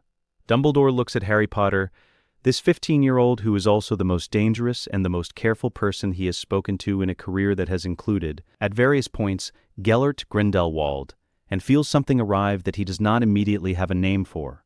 He allows it to arrive before he examines it. It is, when examined, relief, the purest and most uncomplicated relief he has felt in 30 years. The sensation of a weight he had accepted as permanent, being placed carefully and competently in other hands. He was always hoping someone would find a way. He had simply never prepared for the someone to be this. The Ministry of Magic occupies a particular position in the architecture of any magical society. It is simultaneously the institution most necessary to collective function, and the institution most structurally inclined toward the protection of its own interests over those of the collective it nominally serves. This is not a criticism of the individuals who staff it. Most of them are doing their jobs honestly and with the best available intentions. It is an observation about institutional physics. A large body, once in motion in a particular direction, requires an equivalent force to change course. The force must be applied from outside the body because the body itself will not generate a force against its own direction. This is not malice. It is simply how large bodies work. Cornelius Fudge has been Minister for Magic for 5 years by the start of Harry and Hermione's 5th year. He is not a corrupt man in any theatrical sense. He has not enriched himself beyond what his position entitles him to.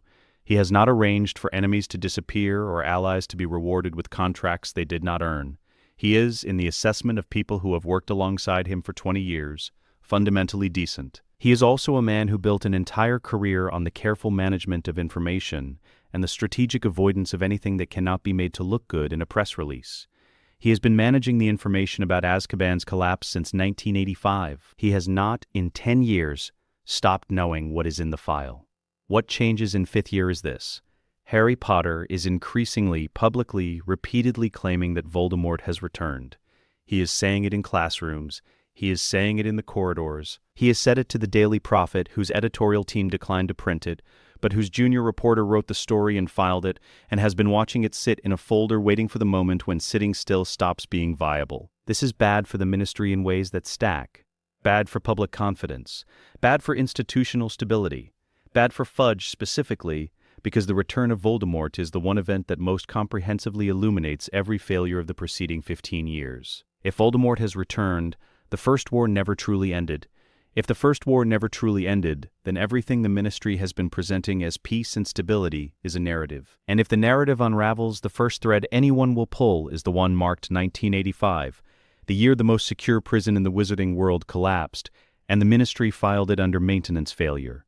Fudge's calculus is simple, if not admirable. Silence Harry Potter before he gives anyone a reason to pull the thread. He constructs the legal case over 18 months. He is careful. He is, whatever else he is, a man who understands how to build a procedural case from insufficient materials. He has the file numbers. From a sympathetic contact in the Department of Magical Catastrophes archive, he has acquired not the contents of the 1985 investigation. Those are classified at a level that would create a paper trail he cannot afford, but the existence of the investigation and its charge codes. This is enough to establish that an investigation occurred. It is enough to suggest that its conclusions were deliberately suppressed rather than simply inconclusive. He has a witness, a low-level offender who was in Azkaban in 1985, recaptured within a month of the escape, and who has spent the intervening years in reduced circumstances and with a moderate resentment toward the establishment in general. He claims to remember the walls glowing before they fell.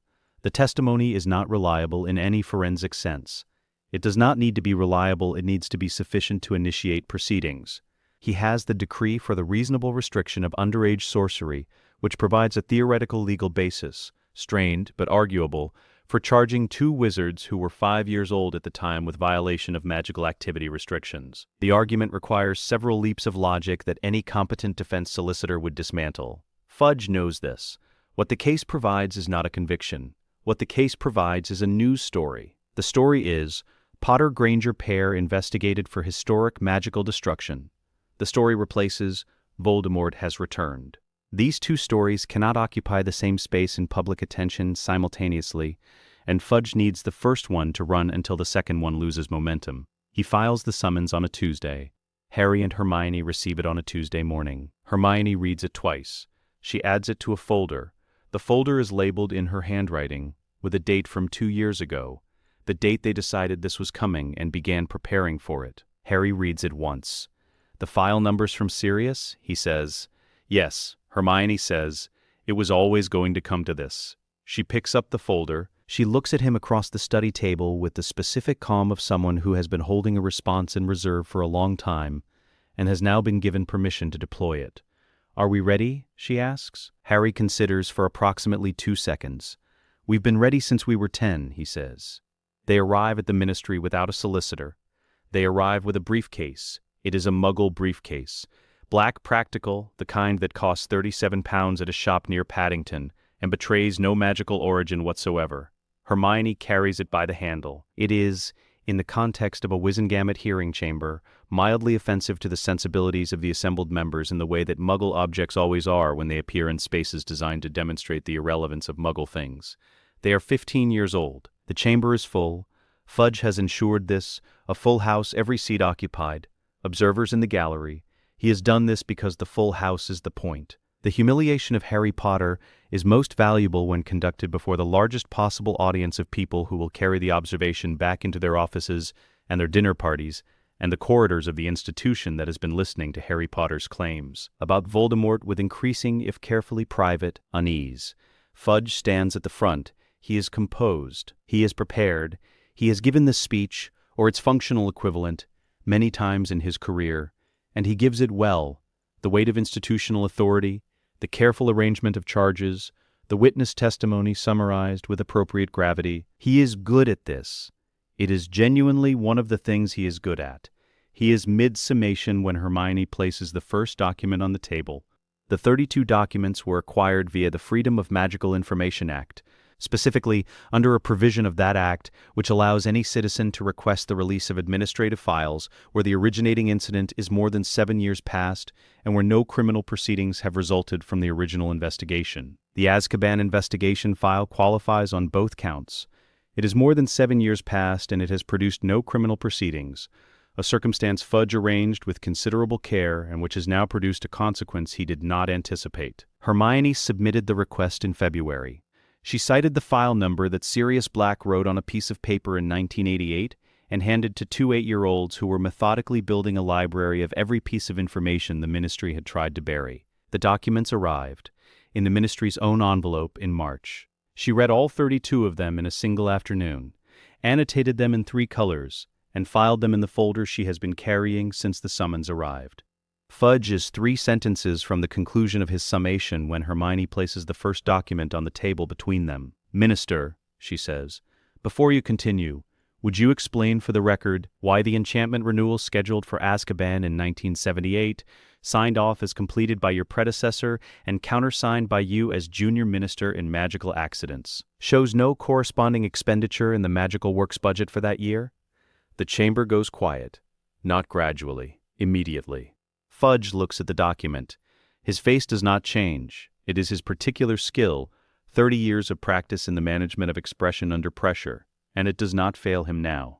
The face holds, but the chamber is full of people who have spent careers reading faces, and something in the stillness of his face reads differently to a room of professionals than it would read to anyone else. That document, he begins, is document 7 of 32 in the Freedom of Magical Information release packet I submitted in February, Hermione says. You have the reference number. She places a second document on the table. This is the 1981 internal memorandum from a junior official in your department, warning that Azkaban's foundation wards were showing critical structural stress and recommending immediate renewal. It is dated 4 months before the collapse. It is marked reviewed and filed in a different hand from the authors. No renewal was scheduled. A third document. This is the safety inspection report from 1979, showing an enchantment renewal that did not occur despite being logged as complete in the official record. She straightens the 3 documents with a precise, unhurried adjustment. The charge against us, she says, is violation of the decree for the reasonable restriction of underage sorcery, arising from an event in 1985 which your office has classified as having caused the collapse of Azkaban. Our position is that any magical surge we may have produced was a detonator, not a cause. The cause was 30 years of documented, deliberate institutional negligence. The documents on this table represent 7 of 32 pieces of evidence supporting that position.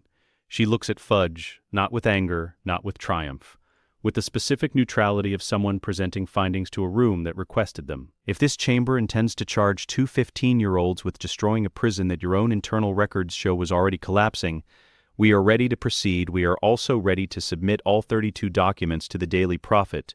Either way, Fudge's summation is not completed. He does not reach the concluding sentence. After the 3rd document, the chief warlock of the Wizengamot calls a recess. This is procedurally appropriate. It is also the most consequential thing the chief warlock has done in 3 years of service, because the recess is the moment at which everyone in the chamber has the opportunity to look at each other without being on the record. The recess lasts 3 hours. When the chamber reconvenes, the charges against Harry Potter and Hermione Granger have been classified as under review pending further investigation. This is the specific ministry language that means we are not proceeding. Not dismissed. The ministry does not dismiss charges because dismissal implies the charges were wrong, and the ministry does not put that in writing, but suspended indefinitely in a category from which no further action is expected or intended. Fudge walks through the ministry atrium afterward. His pace is controlled. It is, by any external observation, the pace of a man going about his day. What it is internally is the pace of a man calculating. He has 2 choices. He can fight, in which case the 32 documents become a sustained news story, and the thread gets pulled and the narrative unravels from 1985 forward in ways he cannot contain. Or he can concede, acknowledge the institutional failures, frame the acknowledgement as reform rather than admission, and absorb the damage on his own terms. He concedes. 6 weeks later, he announces a comprehensive review of magical infrastructure maintenance protocols, citing historical oversight. It is, by any measure, a competent piece of political management. He frames the concession as forward-looking. He uses the word reform 4 times. He mentions the names of 2 respected ministry officials who will lead the review and whose credibility lends the process legitimacy it would not otherwise have. It is, as an act of political management, impressive. What he cannot manage is the knowledge. It is already in the building. It spread through the ministry staff who attended the hearing before the recess ended, through the assistants who were taking notes, the aurors stationed at the chamber doors, the clerks who were logging the procedural record. It moved the way knowledge moves through an institution, faster than any official channel, more durably than any memo. 2 15-year-olds walked into the Wizengamot with a muggle briefcase and made the Minister for Magic unable to finish a sentence. The story does not need the Daily Prophet. The story is already in every corridor of the building by the time the chamber reconvenes. Fudge does not recover. Not because of the hearing specifically. He weathers the hearing, manages the narrative, produces the review, and survives the political season. But there is, in the months that follow, a perceptible shift in the texture of his authority. The people who worked with him before the hearing knew he had weaknesses. After the hearing, they know the shape of them. In a ministry that runs entirely on the perception of institutional strength, knowing the shape of the weakness is the end of the game. The perception cannot be reconstructed once the shape is visible. He resigns in Harry's 6th year. He cites his health. His replacement is structurally better, less invested in the management of specific information, more willing to act on evidence rather than on the implications of evidence for her own position. This is not a coincidence. Harry and Hermione have been thinking about what the ministry should look like after Fudge for 3 years. The replacement is not their candidate in any direct or documentable sense. She is simply the most qualified person available, and they have, over 3 years of methodical Wizengamot observation, ensured that her qualifications are visible to the people who make the decision. It is, as these things go, a clean operation. There are 2 ways a war ends. The first is through attrition, the grinding destruction of resources, infrastructure, and will, until one side cannot continue and the other has survived long enough to call that surviving a victory. This is the messy war. The long war, the kind that leaves marks on everyone who lives through it, and, in some forms, on everyone who comes after. The second is through a decisive act, a single moment in which the strategic calculus shifts so completely and so permanently that continuation becomes structurally impossible. Not because one side has been destroyed, but because the conditions that made the conflict viable no longer exist. This is the clean war, the kind that gets a date and a name and a chapter in the history books, with the implicit lesson that this is how things are resolved, that there is always a decisive act, that the world can be changed in a moment if the moment is prepared for correctly. Tom Riddle has been planning for the first kind. He is good at the first kind. He is exceptionally patient, exceptionally resilient, and exceptionally skilled at the long campaign. The conversion of resources, the cultivation of allies, the sustained pressure applied over years against institutions that assume they will outlast any individual threat, because they always have. He has come back from apparent death. He has rebuilt. He has, in the 15 years of his non-corporeal existence, refined his understanding of his own failures and developed a second campaign that does not repeat them. He has not accounted for the second kind. He has not accounted for it because the second kind requires someone who has been preparing a single decisive moment for 6 years, whose preparation is invisible because no institution that Voldemort monitors has any information about it, whose entire strategy depends on one thing: Voldemort arriving at the place they have chosen, at the time they have planned, and attempting to fight in the way that Voldemort always fights. Voldemort always fights. This is what they have relied on. The Soul Anchor is constructed during a series of visits to the Chamber of Secrets across 5th and 6th year, documented in the notebook simply as preparation sessions. The chamber, cleared of the basilisk since 2nd year, is the oldest intact magical construct in Hogwarts. Its Parseltongue seals are still active, which means it is still Harry's, in the specific sense that access to it runs through him. Its magic is deep, pre-ministry, pre-classification, operating at a frequency that falls below the threshold of modern magical detection equipment, in the same way that very low sounds fall below the threshold of human hearing. Not absent, simply below the register of the instruments designed to find it, Harry describes it to Hermione as a hole in the detection grid. Hermione describes it in the notebook as an ideal operational environment. The anchor itself is a containment structure built from the resonance field methodology they have been developing since 1985. The same frequency, inverted, directed inward rather than outward, designed not to produce a shockwave but to produce a gravity well. The logic is this: Voldemort's soul, fractured and compressed by 17 years of Horcrux maintenance, will seek its fragments in the moment of crisis. When it reaches for them, when the main consciousness, under sufficient pressure, extends toward its anchors, it will find not the freedom of the Horcruxes but a fixed point, a frequency it cannot navigate past, a hole in its own architecture that leads nowhere it intends to go. The anchor waits in the chamber, patient and precise, for the moment it is needed. By the beginning of 6th year, 5 of the 6 remaining external Horcruxes have been located and destroyed.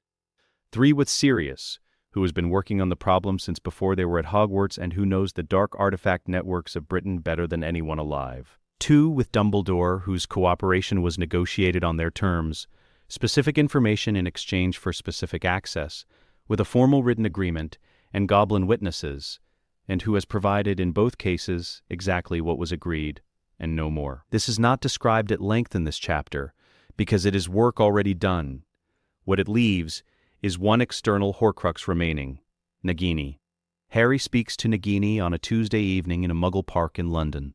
She is very old and very still, coiled in the hollow of a fallen tree in the way of a creature that has learned over decades that the best concealment is patience rather than movement. She has been a Horcrux for long enough that the soul fragment has left traces, not of Voldemort's magic which she cannot access, but of his cognitive pattern, the specific way a particular kind of intelligence organizes information.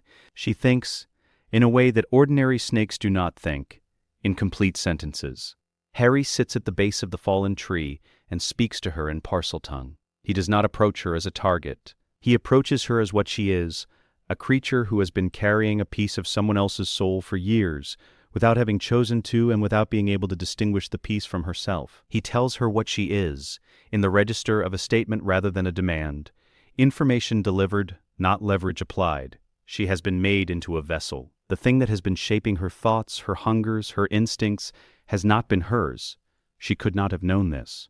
There was no external reference point by which to know it. She does not believe him. He does not argue. He shows her instead the resonance field, directed not as a weapon but as a diagnostic, the frequency that passes through living things and registers what it finds without disrupting what it touches. She feels, for the first time, the distinction between herself and the thing inside her, the cold, specific weight of a fragment that is not her own, present in the space where her own experience should be, organized differently, wanting different things. She is still for a long time. Harry waits. The park is quiet.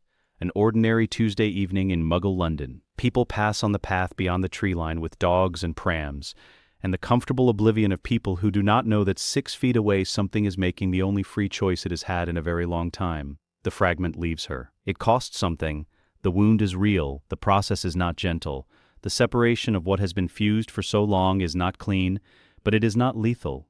She is not the fragment. The fragment was not her. What remains, when the separation is complete, is a very old snake who has no particular interest in human affairs, and who turns, slowly, toward the dark interior of the fallen tree and rests.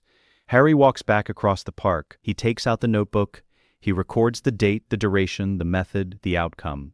He marks the entry, "External Horcruxes, complete." Voldemort's assault on Hogwarts begins on a Thursday night.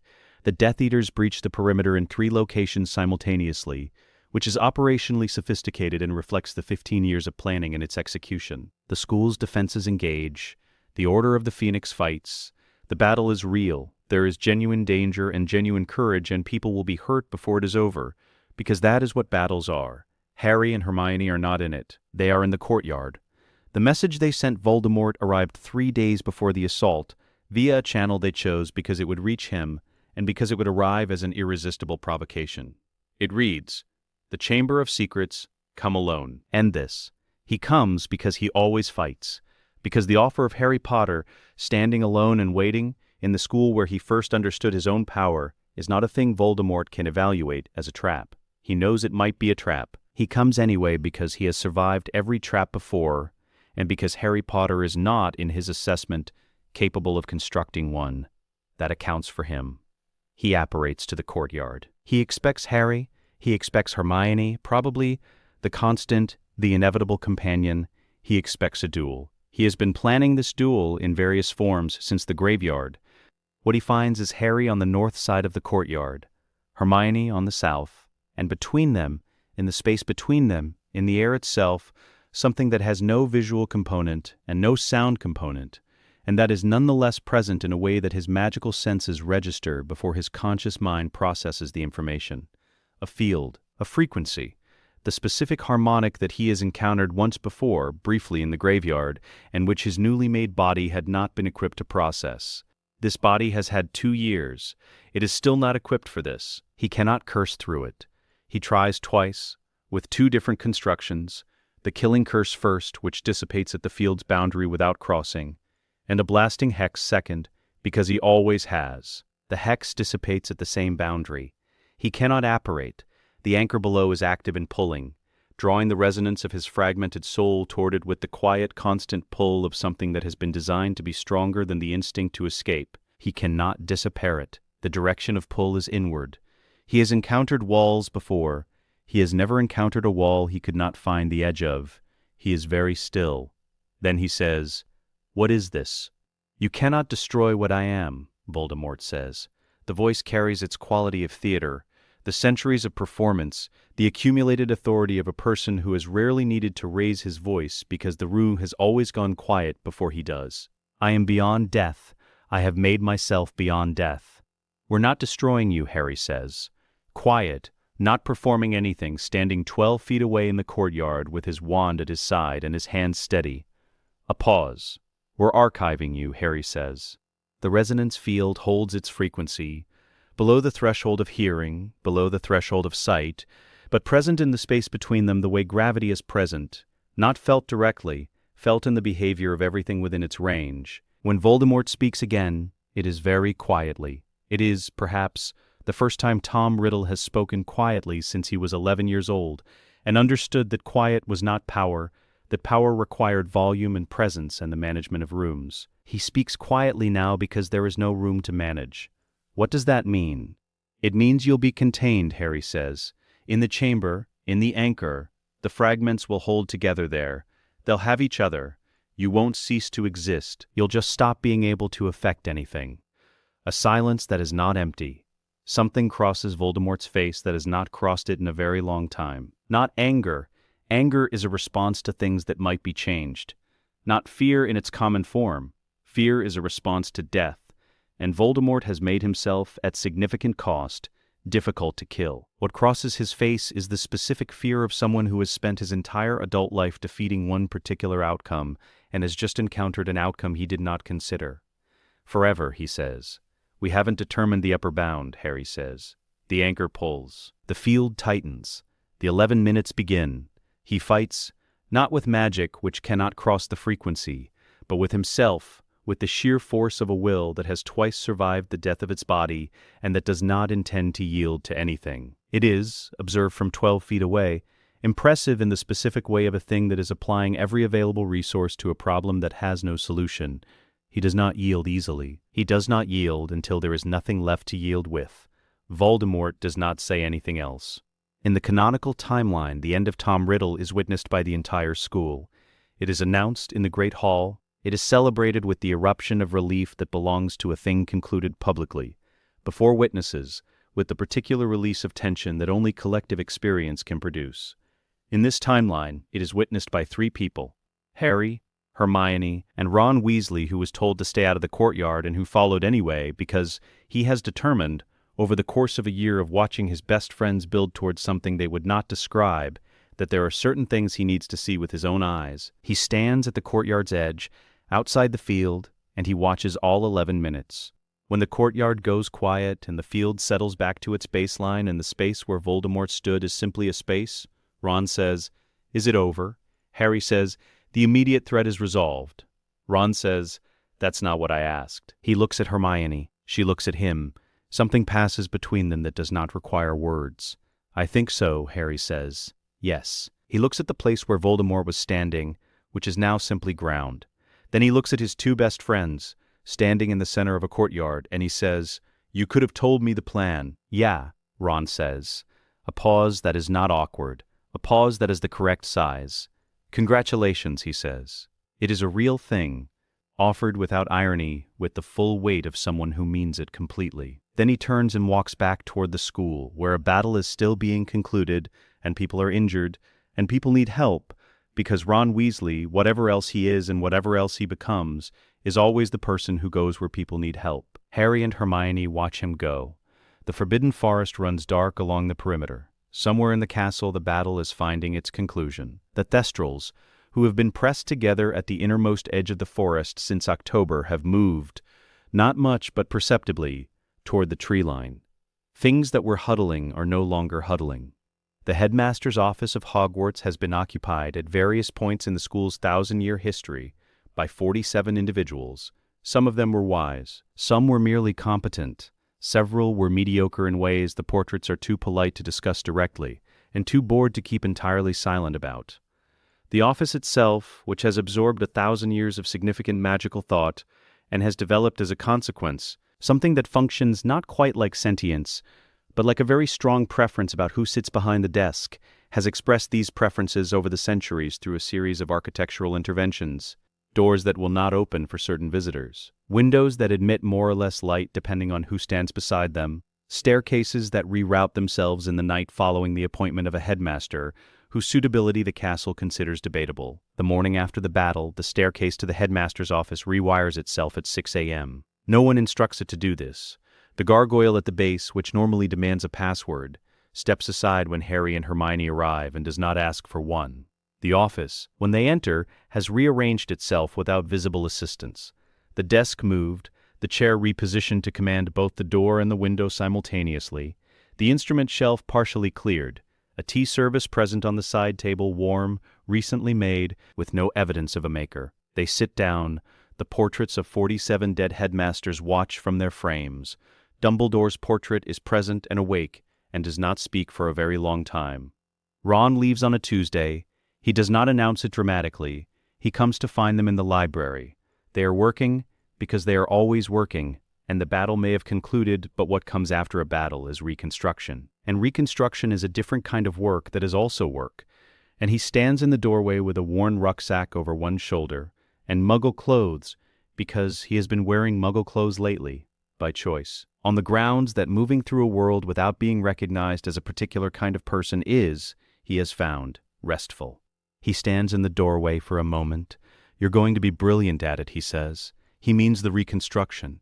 He means the thing they are building, whatever you're building. He says it without irony and without bitterness, and with the complete sincerity of someone who has thought about what he is saying for long enough to be certain he means it. He says, I just can't live in it. He leaves. He goes to the burrow first, for 2 weeks, where his mother holds him and does not ask questions he doesn't want to answer, because Molly Weasley has always understood that certain truths need to arrive in their own time, and that creating the conditions for that arrival is sometimes the most useful thing you can do. Then Muggle London, where he gets a flat in a neighborhood where no one knows his name, and where the particular absence of expectation that characterizes a place that has no idea who you are is, he discovers a form of rest he has needed for some time. Then Australia, where Hermione's parents are living and where they make him cups of tea and ask him ordinary questions and do not require him to have opinions about the future of wizarding governance. He does not come back for 3 years. When he does, he comes back different, lighter in the specific way of a person who has found the shape of a life that fits them and has spent enough time living inside it to be certain it isn't temporary. Harry and Ron shake hands. Hermione and Ron hold each other for a long time. They have dinner. It is not awkward. It is what it always was, and also something that it was not before. 2 people who love each other and a third who loves them both. All of them aware that some friendships survive transformation and some do not, and that the ones that survive are not necessarily the ones that look the same on the other side. The ones that survive are the ones that were always, underneath everything, about the people rather than the shape they made together. The Ministry is not destroyed. This is a decision, not an outcome. Destroying institutions is straightforward.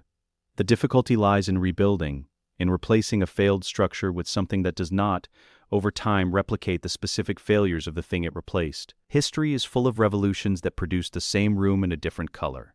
Harry and Hermione do not take positions in the Ministry. They decline the titles that are offered, there are many, offered with the urgency of an institution that has just survived a war and is attempting to demonstrate that it can identify and elevate the people responsible for its survival.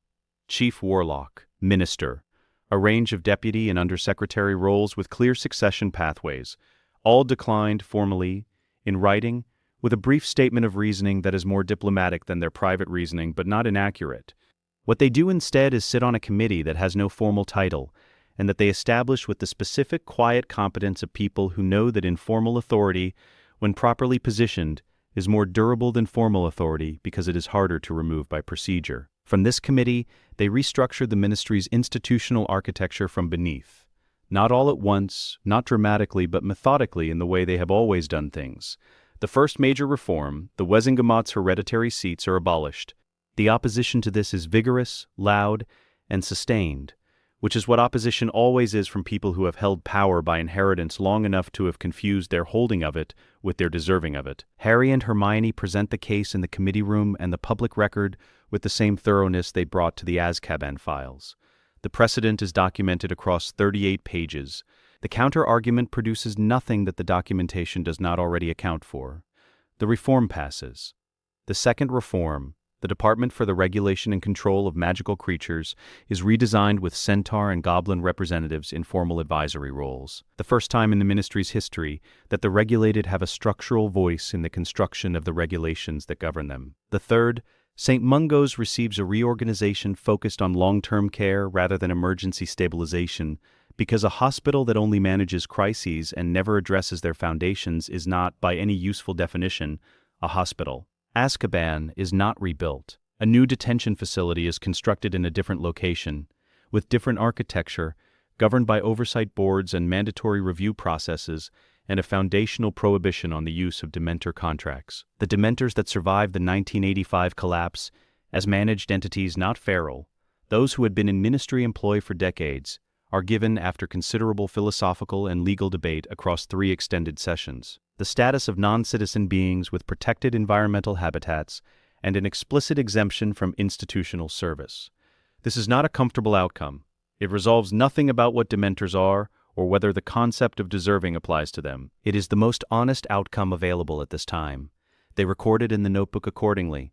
Best available option, current information. Review in 10 years. The portraits have opinions. This is not unusual. They are portraits of people who had strong opinions and who have spent centuries with nothing to do but refine them. But the opinions become louder in direct proportion to the pace of the changes being planned from the desk below. Some are cautiously supportive. Many are deeply skeptical. Several are outright opposed, and express this opposition in the way of people who have been on the right side of history once and have since mistaken that experience for a permanent qualification.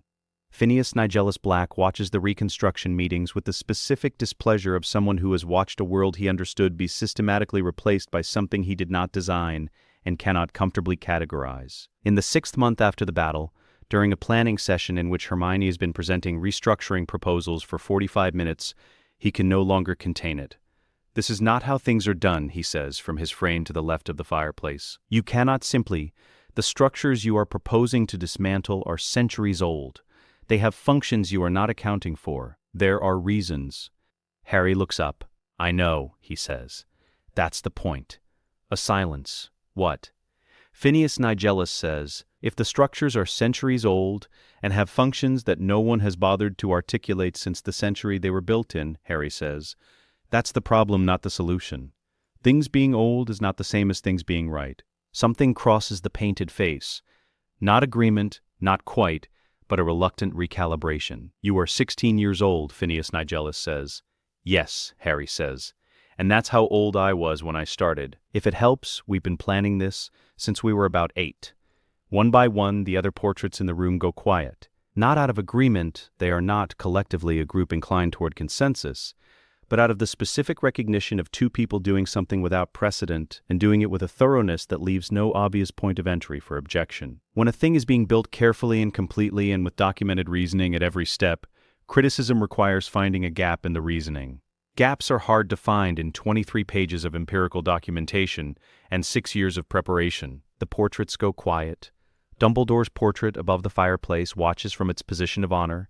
It says nothing. This is somehow the loudest thing in the room. Late at night, in the office that has become the center of something that is still being named, Harry stands at the window.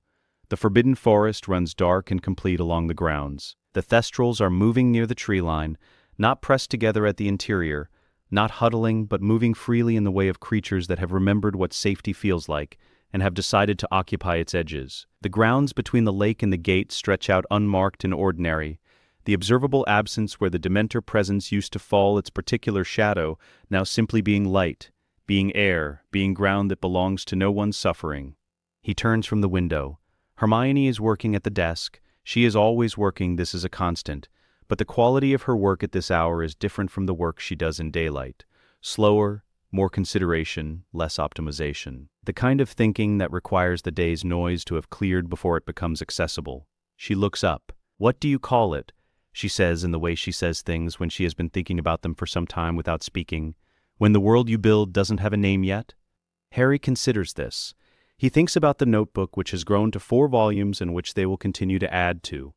Because the notebook is not a record of what they have done, but a working document for what they are doing. He thinks about Ron in Australia, probably sleeping, probably looking at an ordinary view of an ordinary neighborhood that does not require him to have opinions about anything more complex than what to have for breakfast.